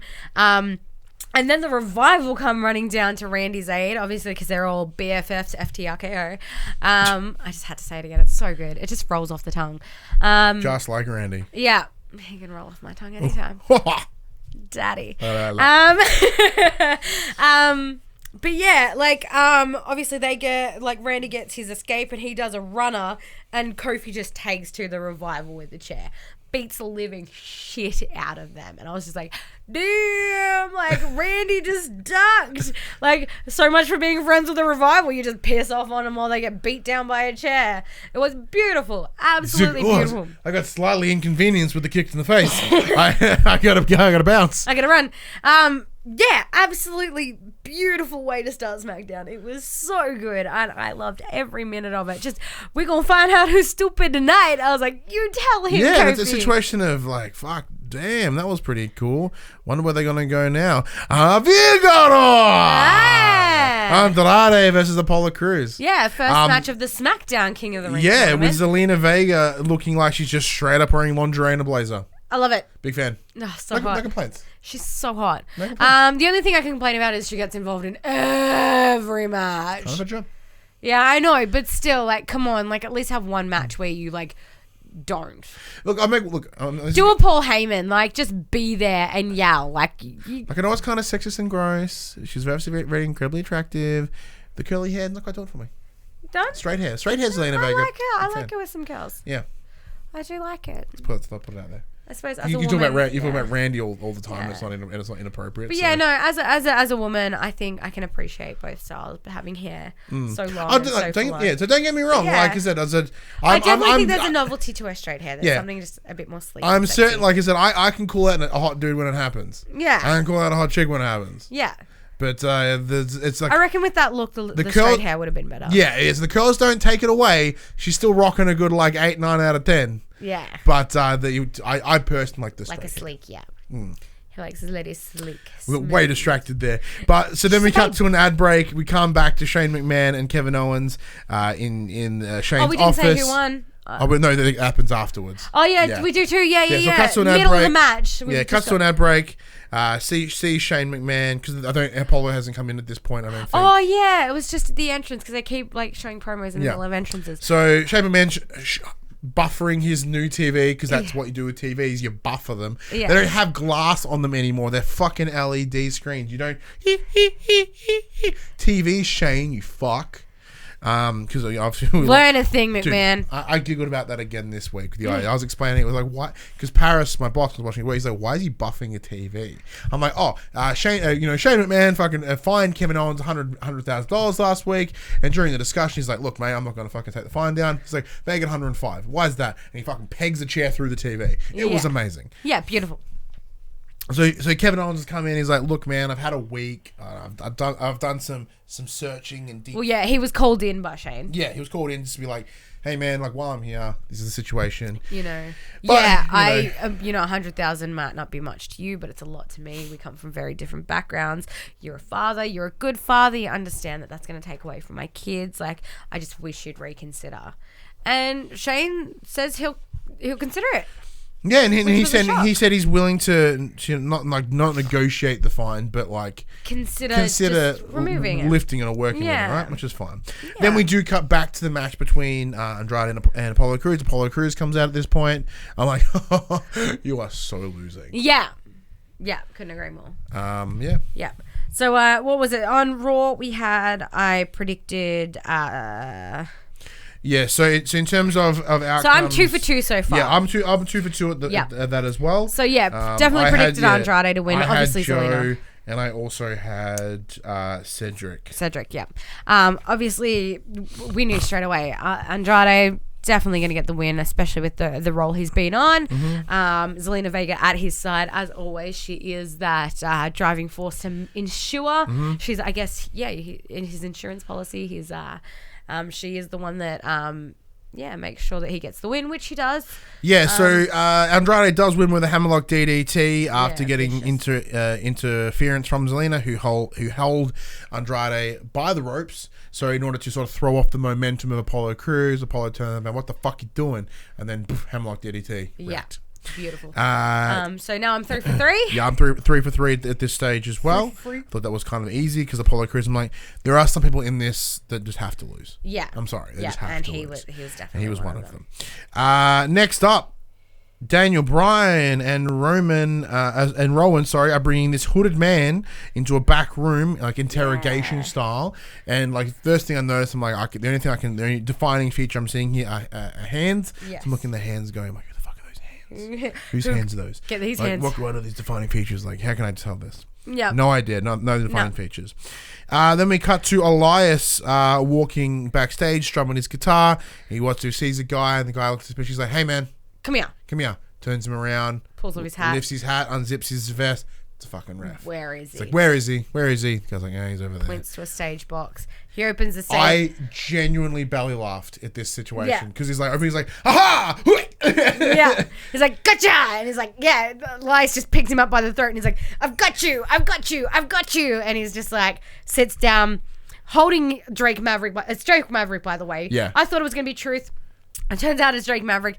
So Elias is holding him by the throat, like, read this, and hands him this piece of paper. And he's like, do you mind? And he's like, oh, yeah. Just holds the back of his neck and is like, it's a letter from Shane McMahon just saying that because Elias has a King of the Ring match tonight, 24/7 stipulations are suspended for the evening. Until while competing in the King of the Ring. Yeah, exactly it. I thought that was beautiful though. Still gives it a bit of a duzz down on Drake. Yeah, it was pretty good. I thought that was great. That was a great little spot. As I said, for me, it was the little cartoony things about it. Because the 24/7 championship is being treated very cartoonily, and I like it. But yeah, just that, like just that cartoony and he's still choke getting sound. strangled, and he's like, I got you now. Like, it's so awesome. good.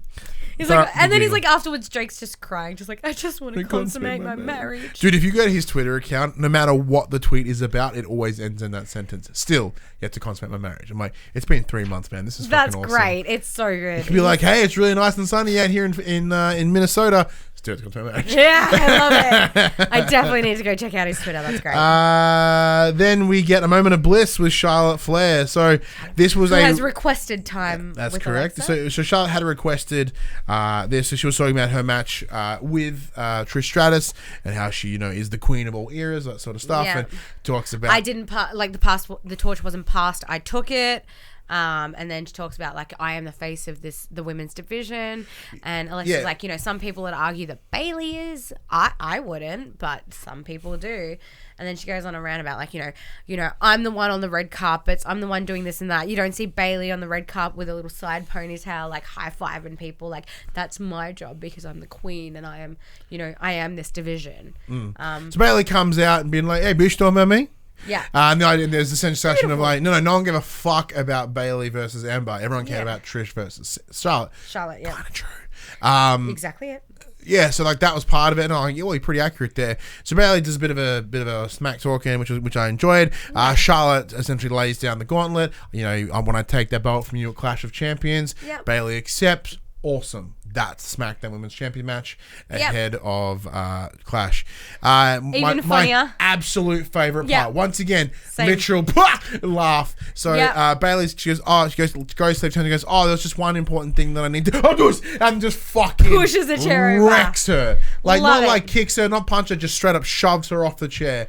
Beautiful. In like true high school childish fashion. Bayley fashion. Yeah, absolutely beautiful. I loved it. I was just like, this is what I want to see Charlotte from Bayley. clicked the chair and the table. Oh, and mine should note that Alexa Bliss and Nikki Cross, their coffee cups, had their own little women's tag team match belts. Oh, that's cute. That's adorable. That was great. I laughed too. It was very schoolish. It was very silly. I was like, that's great. Shit wrecked. Charlotte's like, I don't know what to do. On the floor, she's like, she fixes her hair, fixes her blazer. It's like, she did look cute in that little like pantsuit. Yeah, all it does really show her monster thighs. Oh, she's got not in a gross way, but I mean like, love her thunder thighs. Like, there's just the strong woman, that's strong lady legs. Yeah, her thighs can break my skull. Like, please do, Charlotte. Yeah, open to that. Andrade must love it. I'm surprised. He must have some strong. I'm surprised face. Andrade doesn't have like Gallo. Anderson face, yeah. Next, we got some backstage. Roman Reigns gets up in what? You carved out his face again. I'm not gonna unsee now. Thanks. Next up, we get Roman Reigns and Buddy Murphy having a chat, and Roman's got and Buddy's like, "Look, mate, I'm pretty sure." I'm pretty sure, and he's like, "Well, you're pretty sure?" I need you to be like. This podcast is going to a very dark and dirty place. And it's this idea of like, look, I told you this to help you out. Like that's where this is coming from. This isn't me with ulterior motives. I'm getting fucked over here because I tried to help you out. Yeah. Like this isn't cool, man. Yeah. I'm pretty sure it was him, and Roman's like, I don't want pretty sure, I want yay or nay. And he's like, I'm pretty sure. And he's like, I'm Australian. It's yeah, nah, or it's nah, yeah. Oh, fucking all right, mate. Wouldn't that be amazing? He's like, so was it wrong? Yeah, nah. If they knew Australiana, that should have been. It's like Roman's like, he goes, nah, yeah. But see, this is the awesome thing about this whole thing is in the past 2 weeks, Buddy Murphy has been given 2 massive high-profile matches. Yeah. First against Roman. And now he's facing... Yeah, so shortly after he takes Daniel Bryan. Yeah, he's taking... Like, straight after this, he's taking on Daniel Bryan, which is announced earlier in the show. But 2 huge freaking matches for this guy. By accident. Pure accident. Right place, right time, Buddy Murphy. On you for doing the Australian thing. That is so Australian. Like, it's just... It's like that time. Michael Bradbury, the guy that won the gold medal in the because everybody else fell over and he died. Exactly it. It's the Aussie way. It's just right place, right time. Like, fucking, it just happened, hey. Yeah. But, like... See, how'd you get into the how'd you get into the championship title match? Oh, fucking, I was just there, rocked up, mate. But, like, there. I would, like, if they were smart and they knew anything about Australia, and I think they could have done this too, if they did it, and they're like, you told me that you didn't see him. He's like, no, I said he did. Because where I'm from, it's confusing, but for us, it's genius. Yeah, exactly. But unfortunately, because you'd be funny because you hear all these other commentators, like other shows like What Culture Wrestling or Cultaholic or Steven Larson, like they're like, what did he say? And we're like, he said, he said he knows that it's wrong. Yeah. I would love to hear this, the mass confusion. Yeah, everyone's like, what the fuck is he talking about? Yeah. But say like the one thing I love about Buddy Murphy as well, because I didn't call him Buddy Watson this week. So that's tick number 1. Yeah. Tick number 2 is like his accent is Australian, but it isn't that painful Australian like Billy Kay. Yeah. Which is fine. I'm totally cool. Which, they definitely put on that real heavy, like... Yeah, they twang it up on purpose. Yeah, definitely. Which I love, but at the same time, Buddy's like that very refined, very sort of... Not refined, it's just that the more common. Australian. Like Melbourne us. Australian, it's as opposed... Us. Yeah, so Billy Kay and Peyton Royce are very Sydney. Yeah. Which we had a discussion about, like, dialects and stuff like that, Australian dialects. Yeah, Some Assembly Required. On Some Assembly Required. Shout out, Dash. So we did talk about that. I believe it was with Simon Blackburn who brought up the subject, and how different states have different dialects. So I definitely think Billy Kay and Peyton Royce are very Sydney in that respect. They've got that real Sydney sort of bogan twang, whereas Buddy Murphy is very Melbourne. He's a more sort of refined, less pitchy, less twangy version of this. Less chainsaw. Yeah, exactly it. Which is awesome to hear him just being unapologetically Aussie. He's definitely, what do they call him, the best kept secret, which is no secret anymore because he's friggin' amazing. Like, we do get their match straight after this, Daniel Bryan versus Buddy Murphy, and every match straight off the bat, just bam with the knee. Like, every time I'm just like, whoa. Like, that is vicious, and I want to see more Buddy Murphy. Yeah, this match was a fucking banger. It was phenomenal, especially someone, like, I say this all the time, Daniel Bryan is one of the best technical wrestlers in the industry today. Daniel Bryan always has been one of the best technical wrestlers. He's phenomenal in the ring. Nobody comes, like, he's second to none. Like, he is the number one when it comes to watching. I will always watch Daniel Bryan matches because I love how he works. And pairing up against Buddy Murphy, like, these two are a match made in heaven. This was an amazing blow for blow. Like, the match blew me away, and just constant, like, is he going? Is he not? Yes, no, like constant back and forth. The amount of like 2.7, 2.8 counts was like ridiculous. And even with the interference from Rowan, Buddy Murphy just just absolutely smashed this match. And it was great because it was a longer match. We got to see more of Buddy Murphy. We got to showcase the Australian talent. And he won. Yeah.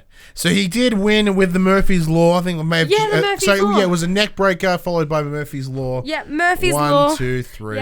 Yeah. I believe Murphy's Law is if something bad will happen, it'll happen. The idea of Murphy's Law. If the likelihood of something bad to happen is probably going to happen. Yeah, exactly, which is awesome with that because it is a pretty vicious move. But the fact that Buddy Murphy beat fucking Daniel Bryan, like I squealed in the car. I probably looked crazy because I was not expecting it. I was like, all right, and he's done. Ah! Like, I am stoked. This is huge for Buddy. This is huge for the Australians. Like, I was so happy. And especially against somebody like Daniel Bryan. And that gives me more respect for Daniel Bryan that he's willing to take that loss to put over somebody like Buddy, you know? And especially when he accidentally fell into this picture. He's just like, Daniel Bryan's like, yeah, man, I'll put you over. It's fine. Like, that says a huge thing about Daniel Bryan as a superstar. Yeah. Awesome. Absolutely phenomenal. Like, that match alone is a 10 out of 10. Like, I love that whole bit. Absolutely loved it. So after this, we do cut backstage. Before I mention, my side. I had the same thing. I jumped in a chair. I literally did a fuck yes at work, and like I was sitting with Lucas, who's one of the guys I work with, and he's like, "Fuck!" He actually, like, I scared because he thought something happened. Right? So I jumped out of my chair. Match was just on fucking point. I loved it completely. Such a good match. A lot of the knees, like there were, and to like because Daniel Bryan being more technical. From my recollection of it, there wasn't a lot of on mat stuff. Yeah, it wasn't a lot of label locks and those things that we know Daniel Bryan for being known for. It was on a relatively even playing field. So Buddy being 205 and sort of cruiserweight, there was. Pardon me, a lot faster than what we're normally seeing. Pardon me. So using the match between Daniel Bryan and Kofi as an example, like that was pretty pretty ground heavy. So that was a big thing to see. Yeah, it was awesome. It was awesome. Phenomenal. So this is, if anything, this makes me really excited and also kind of puts hope in me for him to at least do well in King of the Ring. Yeah. So next week we do have him up against Ali. Yep.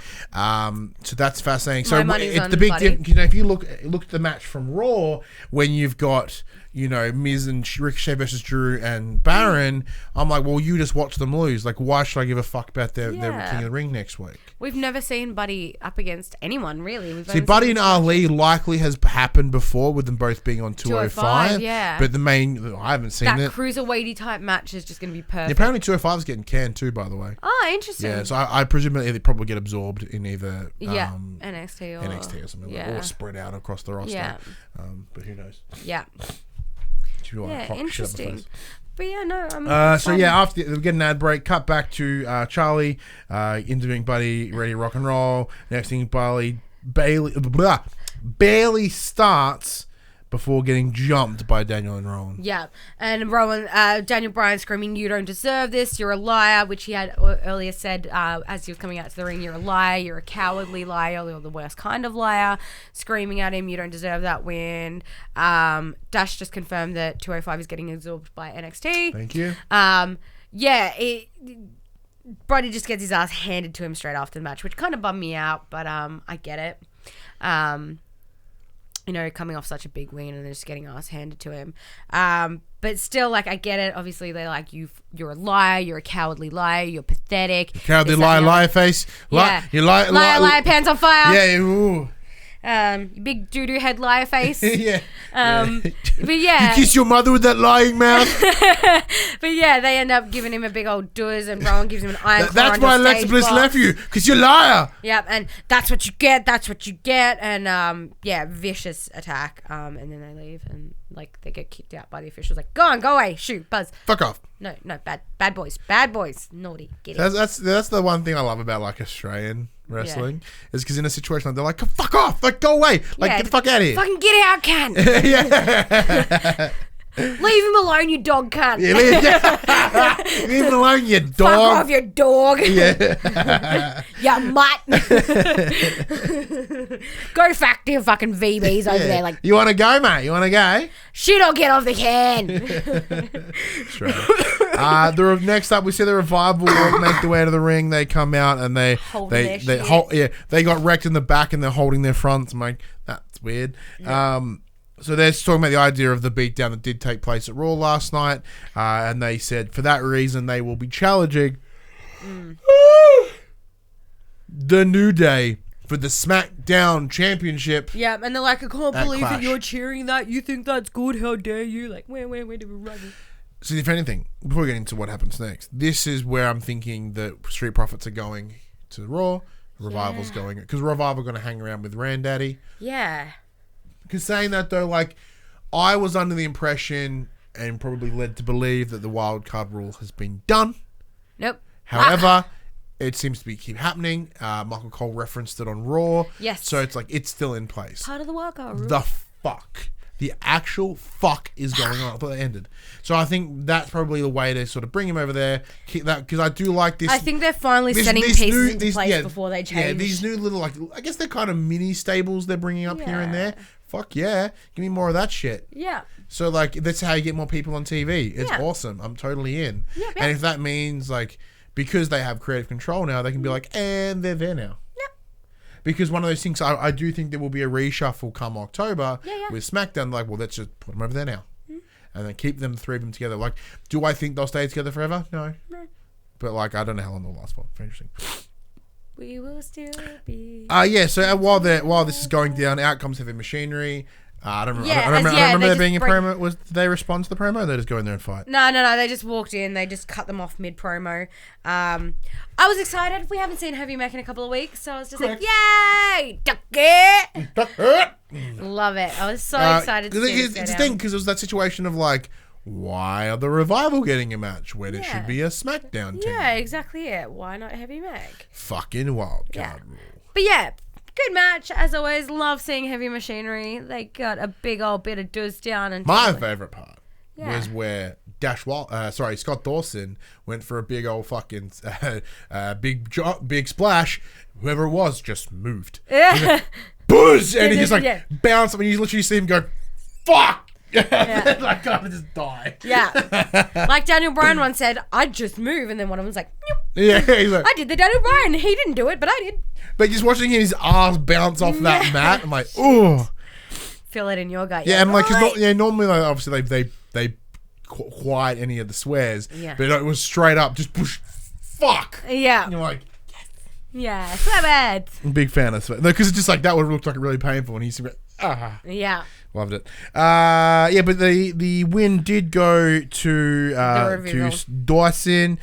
He got a roll up on Tucker. Bummed, but it was great to see Heavy Mac on TV again. It went alright. We saw a couple. We saw the Caterpillar. We saw the bulldozer at some point. Yeah, they tried to do the compactor. No compactor. But no luck. But no, good match, good enough match. Like I always love seeing Heavy Mac in the ring. They're so much fun to watch. So agreed. Yeah. Next up, backstage interview. Chad Gable looking very fucking handsome. Yeah, very handsome. Man, the second you take off like one of those head sweatbands, because they're not very appealing. Yeah. You cut his hair. You're very attractive. Yeah. Because like Heidi, who I work with, she's like, who's this pretty dude? Yeah, like, he's an that's attractive Chad guy. Gable. You should have seen him 2 months ago. He didn't look very pretty then. Yeah. I also thought he was on 205, so I guess that's kind of just adding to the redistribution of people with 205. Yeah. Well, yeah, it was he was asked about how, people are saying he's like the underdog of this thing, and he's like, you know what? Yeah, I am. My wrestling coach always told me I was never big enough and never good enough, and I should do something else. John Benjamin's being a meme in the background. Yeah. And yeah, he's just like, I've always fought to prove others wrong, to prove that I am good enough. So yeah, I definitely think I'm an underdog and I can take this. And then he looked at something on the wall. I didn't get to see what it said. Yeah, so what happened is, Shelton Benjamin's piss farting around in the background. So Chad kind of... I only heard, I didn't see. So he turns around and he goes to go into the men's locker room, looks up, there's a sign on the door, and it's just above the head of Chad Gable. Yeah. And it says, you must be this tall to compete in the King of the Ring. Oh, funny. He was like, funny. Yeah. Slams the door. I'm like, Yeah, he just opened. Yeah. that was pretty funny. Because Yeah. it had like the King of the Ring logo. And WWE. Yeah, I it looked, did see- it looked pretty profesh. Yeah. I was like, well done. I did see Well all of done. that, yeah. Oh, yeah, because obviously he did say that they say I'm too small and this, that, and the other. Okay, I'm going to have to rewatch that because I didn't see any of Shelton in the background. He's just doing his Fucking Shelton Benjamin, man. And that having whole like meme some thing. eye stroke thing Yeah. going on. Or Dash called him Shorty Gable. So apparently they were a tag team at some point. Really? Yeah, because they're like, oh, and he's ex-tag team partner Shelton Benjamin. Interesting. Don't Man, count. I remember Shelton from like 2009. Next up is number one must-see, was it? The number one must-see Talk show in all talk show in all of WWE history. Yeah. Miz TV. Miz TV. With Sami Samuel Zayneth. Not his full name. Yeah, so apparently Sami Zayn requested this time with The Miz. Yeah, because he comes in saying, look, this is the only way I can get... I don't give a shit about this show or you. I just need screen time. Yeah, it's in TV time. And yes, Miz, you are correct. I have done a lot of losing, blah, blah, blah. Yeah, Miz did make a good point. It's like, you know, I bet you've had a lot of time to think, you know, lying on your back staring up the lights all this time. And he's like, funny, Miz. And I was like, it was funny, Miz. But yeah, he talks about how he's realized that he's fallen victim to what The Miz has and any other superstar in the WWE has, and these parasites, and he's been greedy, he's been selfish, and he's realized that he needs to help people. He needs to be, what's the word he uses? Altruism? Yeah. And he claims about... So he's essentially the idea of like, there are things that I can do here to help people that aren't me. Yes. So, you know, like, although I'm having essentially online, I'm having a shit time, but I can help other people. He goes, this is one of the people that, like, you know, like, who's gonna fucking want to help me from yeah, here? and he's like, who's gonna want? Yeah, Miz even asked, like, who's gonna want help from him? He's like, he's actually at the back. Shinsuke Nakamura. United States Champion. Intercontinental champion. Sorry, Intercontinental Champion Shinsuke Nakamura. So he comes out and essentially applies that he is now the manager for Shinsuke. Yeah, pretty much. He's like, you know, I don't know, like, and Miz is like, you're gonna let this guy help you? And he's like, I don't know if you know that Shinsuke is Japanese. And what do you expect him to reply in English? That doesn't benefit He's him. an artist. He's a poet, and I too am an artiste and poet. And he can't speak what he feels. He needs to art. And like the Miz is like, are you really gonna let him? And Shinsuke's like, It's like, Shin, are you really gonna, talk to the man? And he's like, fucking talk to this guy, mate. So it's implied that Sami Zayn is now Shinsuke's manager. But he's good. Sami Nakamura. He's good on the mic. Shin isn't. Yep, I definitely think fine. it's something that Shinsuke needs because that'll help elevate his title reign as well. Yeah, and then he got it'll the be bus on interesting. Miz. Yeah, and So then a couple Kinshasas. they create art by beating the shit out of the Miz. Yeah, it was good. Yeah, it was really cool actually. It was a really good segment. The real irony here is I was having a debate with one of the guys at work. I didn't really know the answer. I was just debating for funsies. Because that's what I do. Can I just... this is pissing me off. What's going on? Something stuck on the eyebrow there. Got it. Thank you. Yeah, so we were debating whether like the Kinshasa is a standing move or a kneeling move. I'm like, I've only ever seen it as a standing move, and then he's like, no, I'm positive it's a kneeling move. And then sure enough, we had the debate last week, and this week Miz gets fucking Kinshasa on his knees for like 4 times. Like, well, I guess you're correct. Yeah, I'm pretty sure Kinshasa is a kneeling move. Yeah. Yeah. I'm happy with that. Killer just did mention that Shelton Benjamin and Chad Gable were a tag team in the second half of 2017, and they were broken up in 2018 by their shake-up. So yeah, interesting. Well, yeah, this was interesting. I'm really interested to see where this goes. I think if handled properly, it could be something amazing. I think it could be really good. It's much like, obviously, Zelina Andrade primarily speaks in a Spanish dialect. So Zelina speaks for him. What was the Money in the Bank thing? Señor Dinero en el Banco. Yeah. Señor Dinero en el Banco.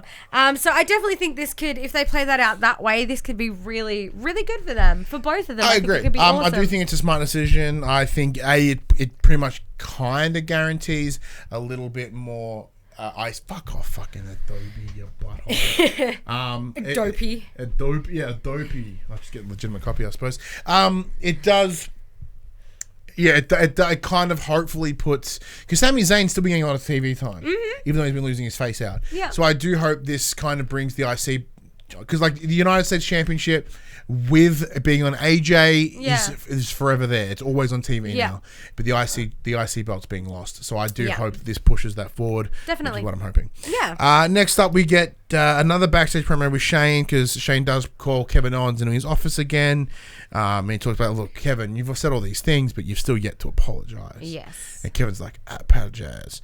Yeah. And he goes, for that, he say, look, thank you. I appreciate that. I'm still taking lifting. I'm open to reconsidering to the fine and the punishment. However, it's similar to the same rules that apply to you, apply to everybody else. If you do lay your hands on another official, the fine will stand and you will be fired immediately. And then that brings into the next match for the King of the Ring. Well, he tries to shake Shane's hand. Is like, we're not quite there. We're not quite there yet. But yeah, so that brings us into second match of King of the Ring, which is Kevin Owens versus Elias. It was cool to hear Elias's intro. We don't hear that much, so it was nice to hear like him having a proper intro, not just singing.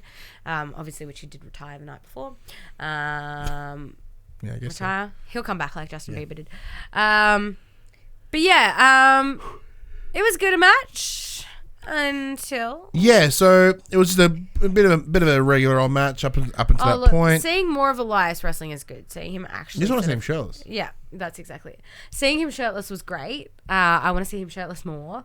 I love that he got more screen time and he was in the ring more. I don't know whether you saw that. Did you see that he sent a photo of him like fucking flexing with the 24/7 championship and he tagged Renee Michelle? I didn't see that yet. You told me about it, but I haven't looked at it. Yeah, and then he's like, hey, if you want to see what a real champ looks like, bing, follows him on Instagram now. I love that. That's such good. That was some good Twitter banter. I love that. Dash, it's actually a new theme song for Elias. Interesting. I don't remember what his old one was. So as long as I know, he's always done that like bullshit in the ring. Yeah. No, that was fun. So during this kerfuffle, so Shane comes in. He's sitting ringside for a little while, watches a couple things. Just as watching the match, he applauds when there's a like big pop-up powerbomb on Elias by Kevin. So he's kind of like, oh yeah, cool. No, he's like he's not showing his side. I was like, oh, okay, interesting. Next thing, he gets up, unzips his jacket, bam, his custom-made fucking ref shirt. He gets all up involved in this bad boy. Of course he does.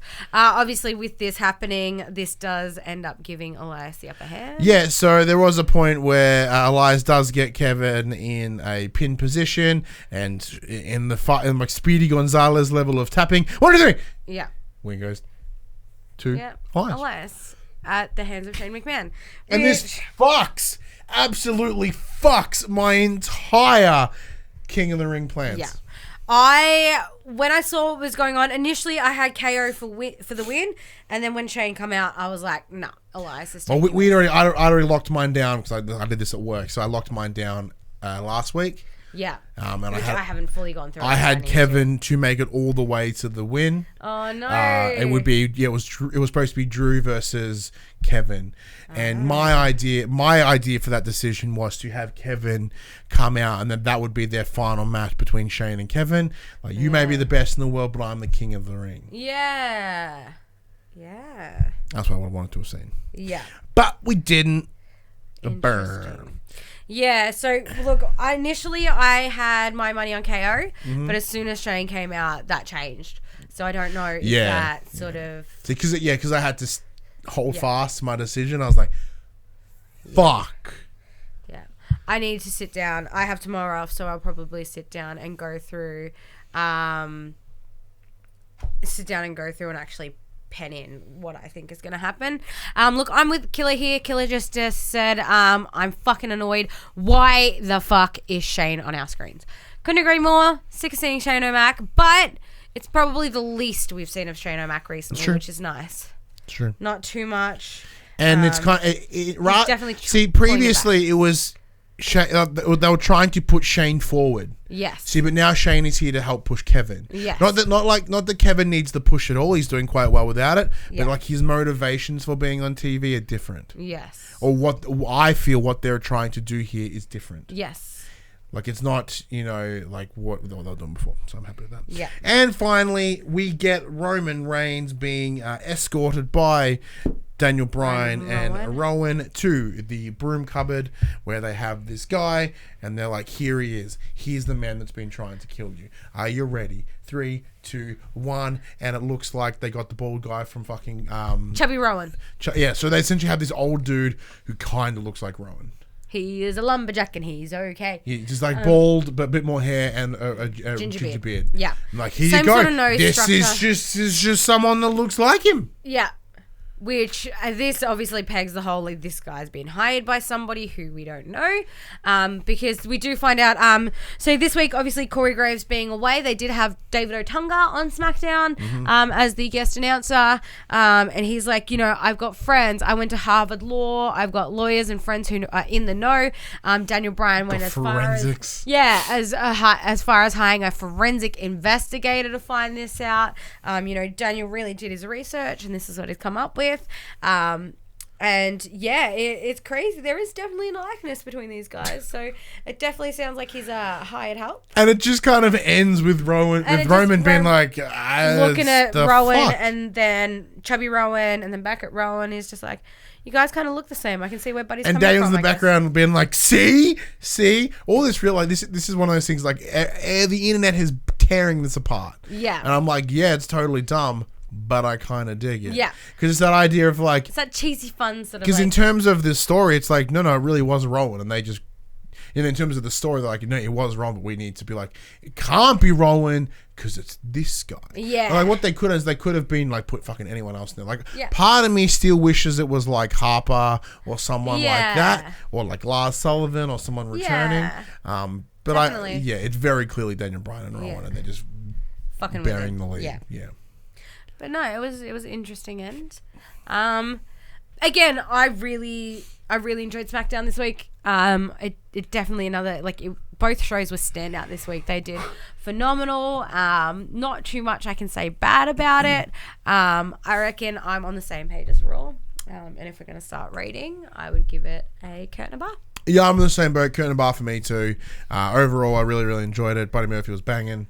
Yeah, that was definitely the highlight of it. There was no real down note, but Yeah. I didn't find myself. I didn't pop my titties off a couple of times. Yeah. Oops, sorry.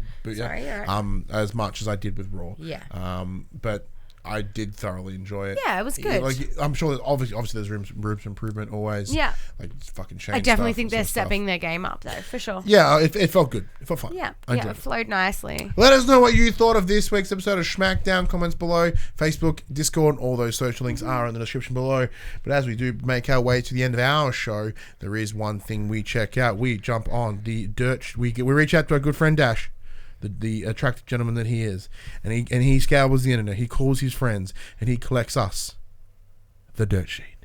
This is Dish in the Dirt with Dirt Sheet Dash. We have 1, 2, 3, 4 bits of news. Number 1. During an appearance on Busted Open Radio, Billy Ray gave his thoughts on news about WWE NXT moving to USA. Quote, "This has nothing to do with a personal vendetta. This has to do with business.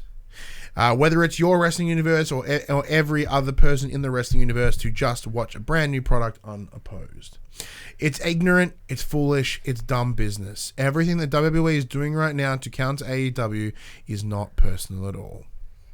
The business end of this is not personal. Trust me. When I tell you this, Vince doesn't look at things personally, because if Vince looked at things personally, Eric Bischoff and Paul Heyman would not be his two right-hand men now."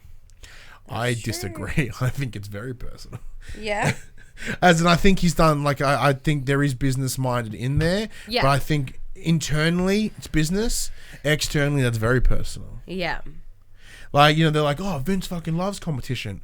No, he doesn't. No, he doesn't. No, Vince has to be number one. Yeah, he fucking hates He's competition. Crazy competitive. He doesn't love it. He hates it, and he wants to be the best. That's true. I mean, we heard, like, I remember reading a story once that he was, like, racing somebody, and he boxed them into, like, construction, and they had to slam on the brakes before they crashed, so Vince could win. Somebody was being a dickhead during bowling, and he stole their shoes and threw them in the bin. Like, Vince is just, he's a dirty player. Very much so. Number 2. With the XFL's relaunch date getting closer, there is speculation that Vince McMahon is going to relinquish some of his creative power in the WWE. Here is what a source noted to Tom Colohue of Sportskeeda.com. Quote, Vince doesn't want to step away. He doesn't want to let go, but it's the right move. He's got a great team and he has a lot of faith in them. End quote. There's a lot of talk that Vince feels comfortable with Paul Heyman and Triple H having more power over the product moving forward. As previously noted, Triple H is expected to have control of the NXT brand once the show moves to the USA Network. Kind of putting on what I mentioned bore. Yes. Like it's that test, like you, obviously NXT Testing being that waters, test bed, yeah. seeing where it's going to go, and then next thing you know, Paul Heyman's everywhere. Yeah. Not Paul Heyman, sorry. Triple H is everywhere. Yeah. Well, yeah. And he's definitely had a lot of experience over time. He knows what works and what doesn't. I think it's about time that he sort of he took the reins. And in terms of that schedule, it The works. Roman Reigns, ew. Like I do think Paul Heyman will be left to Raw, awesome. Yeah. And then I think when it'll be easy for Triple H to drift between Florida and wherever SmackDown is because of the Wednesday and Saturday And I think schedule. creative clearances and stuff like that. If they're going through Triple H, I think there'll be better creative clearances as opposed to Vince just changing shit on the fly. Yep. I think Triple H will be more approving of more superstars having their input and stuff like that as well. Long form storytelling. Yeah, exactly it. I appreciate Dash helping me out here. Former WCW announcer Tony Schiavone, because he goes in brackets, pronounced Shivani Betson, because I know you would have got it wrong, is reportedly, quote, locked into a deal with All Elite Wrestling. Ooh. PW Insider reports Shivani will be heading to AEW after agreeing to the terms of a contract last week. WWE has reportedly pursuing Tony as well, but the 61-year-old podcast host ultimately ended up with the upstart promotion of All Elite Wrestling. Tony recently appeared on an episode of quote Road to AEW's Control Center. For those of you unaware, Shivani also returned to MLW this month following an absence from the promotion. We're told he will once again be a full-time presence on the show going forward. My tiny nipples went to France. I hope you read that, Betson. Yes, I did. It's unclear at this time if Tony will be replacing someone on AEW's commentary. My Tony little nipples. Hey. Ayo. This is a weird line. Like, I do think JR is great, but I do think once we get to a TV schedule, that then maybe they might. I think if they have him for your major pay-per-views, that'd be awesome. Yeah, I think bring a weekly JR, show, yeah. Like JR is very much showing his You're welcome, Dash. age and or strokes. Yeah. And it sucks because JR is wrestling history. Yes. But I don't think he can do a weekly show. No, I don't think Especially so. gallivanting around the country. I think we're going to get pay-per-views out of him, and that's what this gentleman here is for. Because it's certainly not Excalibur. Excalibur's fucking great. Yes. And the other guy whose name I can't remember, he's great too. He's good, yeah. Yeah, I definitely think JR is a novelty to be treasured for PPVs. Now. Uh-oh. Do Do you need my shoulder? No, this is I'm letting you know. Are you ready? Dun dun. No, not that one. As I said that, I said that, I'm like, fuck. Sorry. So are you in a safe sitting position? I am. Dash just said the tiny little nipples went to France. That's a line from Bruce Almighty, by the way. We know. I couldn't help but chuck in the little Tony because, topical. So, ayo, fuck yes, Dash. I did get him. Got him. Anyway, I am seated. I am ready to rebel. During his recent podcast with Christian, that is, the Edge and Christensen... Edge and Christian show? Why is it called Christensen? Edge and Christian Pot of Awesome. Edge commented on if he could wrestle again. Here is what he said, courtesy of SESscoops.com. Breathe, Gemma. Quote, to be perfectly honest, I think I could do a match tomorrow. I might be blown up, but I'd be okay. It's just from what I know with the WWE medical staff, they won't allow. It is what it is, right? I did have a doctor tell me that he thinks he'll be able to basically get my neck relatively healthy within 5 years. And then there's stem cells, which I'm also looking into. Just from the stuff I've experienced in the last 8 years and the things I've done physically, it's like I could pull off one. I'm not saying I could pull off a year's worth, but I reckon we can get at least one more out of him.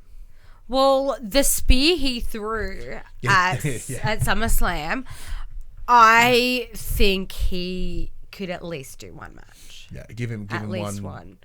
I went back after watching him do that spear, and I went back and I watched Edge's farewells on the Raws and the SmackDowns, and I cried my freaking eyes out, and everybody else was crying their eyes out, and there was tears everywhere, and it was a beautiful moment because I think I just needed to cry. Sometimes you just do. And then I went back and watched the spear again, and I was like, oh, that's fine form. Like, that's a good spear from Edge. I think he might come back. And sooner than we think, even just for one match, even just one. And you know what? Did he get that retirement match, or did he just have to stop? He just had to give up. So he was a champion at the time, and he had to relinquish the title and leave because his neck was so jacked. They said anymore, and you will end up paralyzed. So do you reckon they'll get him that one last match? I think he'll have that one last match. I definitely think he will. He'll have that one more match, and then that'll be it for him. And it'll be the most amazing match ever. Because, I don't know, you need to go back and watch the history of Christian and Edge himself as the Rated R superstar. Edge was the best heel the industry has ever seen. And he is one of the best wrestlers the industry has ever seen. Edge is second to none. I got so teary. Him and Christian used to do this stupid thing where they'd be like, for the benefit of those with flash photography, we're going to give you a 5-second pose. And they'd stand there and be like, 1, 2, 3, 4, 5. And then they'd just stop. And it was so dumb and so cheesy. And they did that on his farewell thing. And I cried heaps. And it was just so, so dumb. But it was so beautiful because that's what people remember him from, And it would be awesome to see him have that one last match because he never got it. Like, he literally just had to give up the title and that was it for him, And, Killer's just said something amazing. He's like, if there's hope for Edge, that means there's hope for Paige as well because she has a similar injury. Big difference is, Paige just had neck surgery again. Yes. So I think it is possible, but the time between now and then would be longer. Yeah, definitely. I think Paige being so much younger, she's still got a career ahead of her, so she can take that little bit longer. I think Edge, not so much. He's getting older. Obviously, his body's going to start to give out and things like that. So the sooner they can get him into the ring for that last match, the better. I think being so young, Paige has hope for the future. So it's definitely exciting. Obviously, having similar injuries, I'd imagine they'd talk about it, and she'd be looking into same options that Edge maybe, like stem cells and stuff like that as well.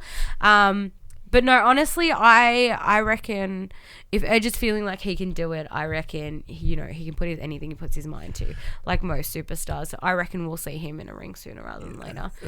But until then, you can go and watch him on the Edge and Christian show that totally reeks of awesomeness. Oh, they're so good. That show is so fucking good. They're so good. The thing that got me the giggles the most, there was one episode and they were talking about this luchador who versed this Swedish guy, and the luchador his name was Cojones del Fuego, which means balls of fire. I love it. And he was versing, and there's taken on this Swedish guy who was unable to compete until they made the rule that clogs were allowed in the ring. And clogs. Yeah. And his gimmick was whipping mayonnaise sandwiches into the crowd. So they have this guy who's clogging balls around of fire and clogs McMayonnaise. Yeah, clogging around the ring, whipping sandwiches into the crowd. I know where the New Day got the pancakes thing from. Pissing I just tears because it was one of those like mockumentaries. So it was all in like black and white and slow motion. And it's just so stupid. It was fucking genius. Like that show. Like that show. Obviously, like some of the jokes don't really land, but then when they do, oh my god, that's fun. Oh, that's what I love. Like I saw a skit with like Samoa Joe as a Girl Scout. That was awesome. I'm definitely gonna have to watch it. Is that on the YouTubes? It's on the network. It's on the network. Yeah. In the first episode of the show, there was a guy you may remember him called. I think it was called the Shocker. Yeah. He's the guy that was wearing the glittery Stormtrooper helmet. Yeah. And then his debut was supposed to be kicking through his fucking wall and being like, "Brr," but he kicked the wall and tripped and like he never that was his thing. Yeah. So he kind of died. Did a Slitus O'Neil. So what they did is they're like, well, let's relive that for you, not make you fall over again, but let's give you the shot that you didn't have. So they kind of just like. They get him to redo it, but like they progressively move up. So like, here's a big sheet of paper, rip through the paper. Cool, you did that fine. All right, let's step it up to cardboard. Yeah, that's cool. It's just see some plasterboard. Yeah. So yeah, now go through the plasterboard. And there's cheerleaders there and everything. It's amazing. Killer goes, yeah, the one that got me was the ENC show, the Reeks of Awesomeness, was saying Samoa Joe's a Girl Scout. We eat it. Yeah, we just said that. Yeah, so selling them like a back of a car. That's great. Like a station wagon's like, oh, cookies. I'm gonna have to look this up. That looks amazing. Yeah, no, the show, yeah, it really pokes fun at wrestling itself, but in a very friendly way, because they're big fans of the biz. Yeah, love it, which I like a lot. Totally check that out. Yeah, and they're total marks too as well. Love them. Well, that does bring us to the end of this week's show. You have listened to this Friday mornings at 8 a.m. on your podcast service, 9 a.m. on those YouTubes. If you want to join that wrestling conversation, head over to the Facebook group, facebook.com/group/popculturist, Discord, or our Twitters. Links on the description. They also flash up at the end as well. If you want to join the conversation live, head over to patreon.com/thepopculturist. Support us at any dollar value and you get yourself a nice little sneaky link to come and chat with us, just like Killer has, just like Dash has. And Nathan was here as well. Yeah, Nathan was here earlier. Craig comes in here sometimes. Yeah. We had Crispy the other day. Yeah. It's a good little bit of fun time to get involved with us and the community. And of course, by doing so, it also gets you the link to watch our PlayStation show for the players. So you get essentially 2 for 1 at that point. 2 for 1. Come for the wrestling. Come for the wrestling, stay for PlayStation. Or vice versa. Yes. And if you want to support us in a more one-off fashion, though, head over to popculturist.com/shop. You buy shirts like this, other sorted shit with our logos on it. And we are also on Twitch, twitch.tv/thepopculturists. I think that's all we've got at the moment. Nothing too exciting. Pretty sure that covers everything. That does cover everything. So, until next week, I'm Ryan Betson. And I'm not your buddy, Murphy. I'm Jem. See you then. Bye.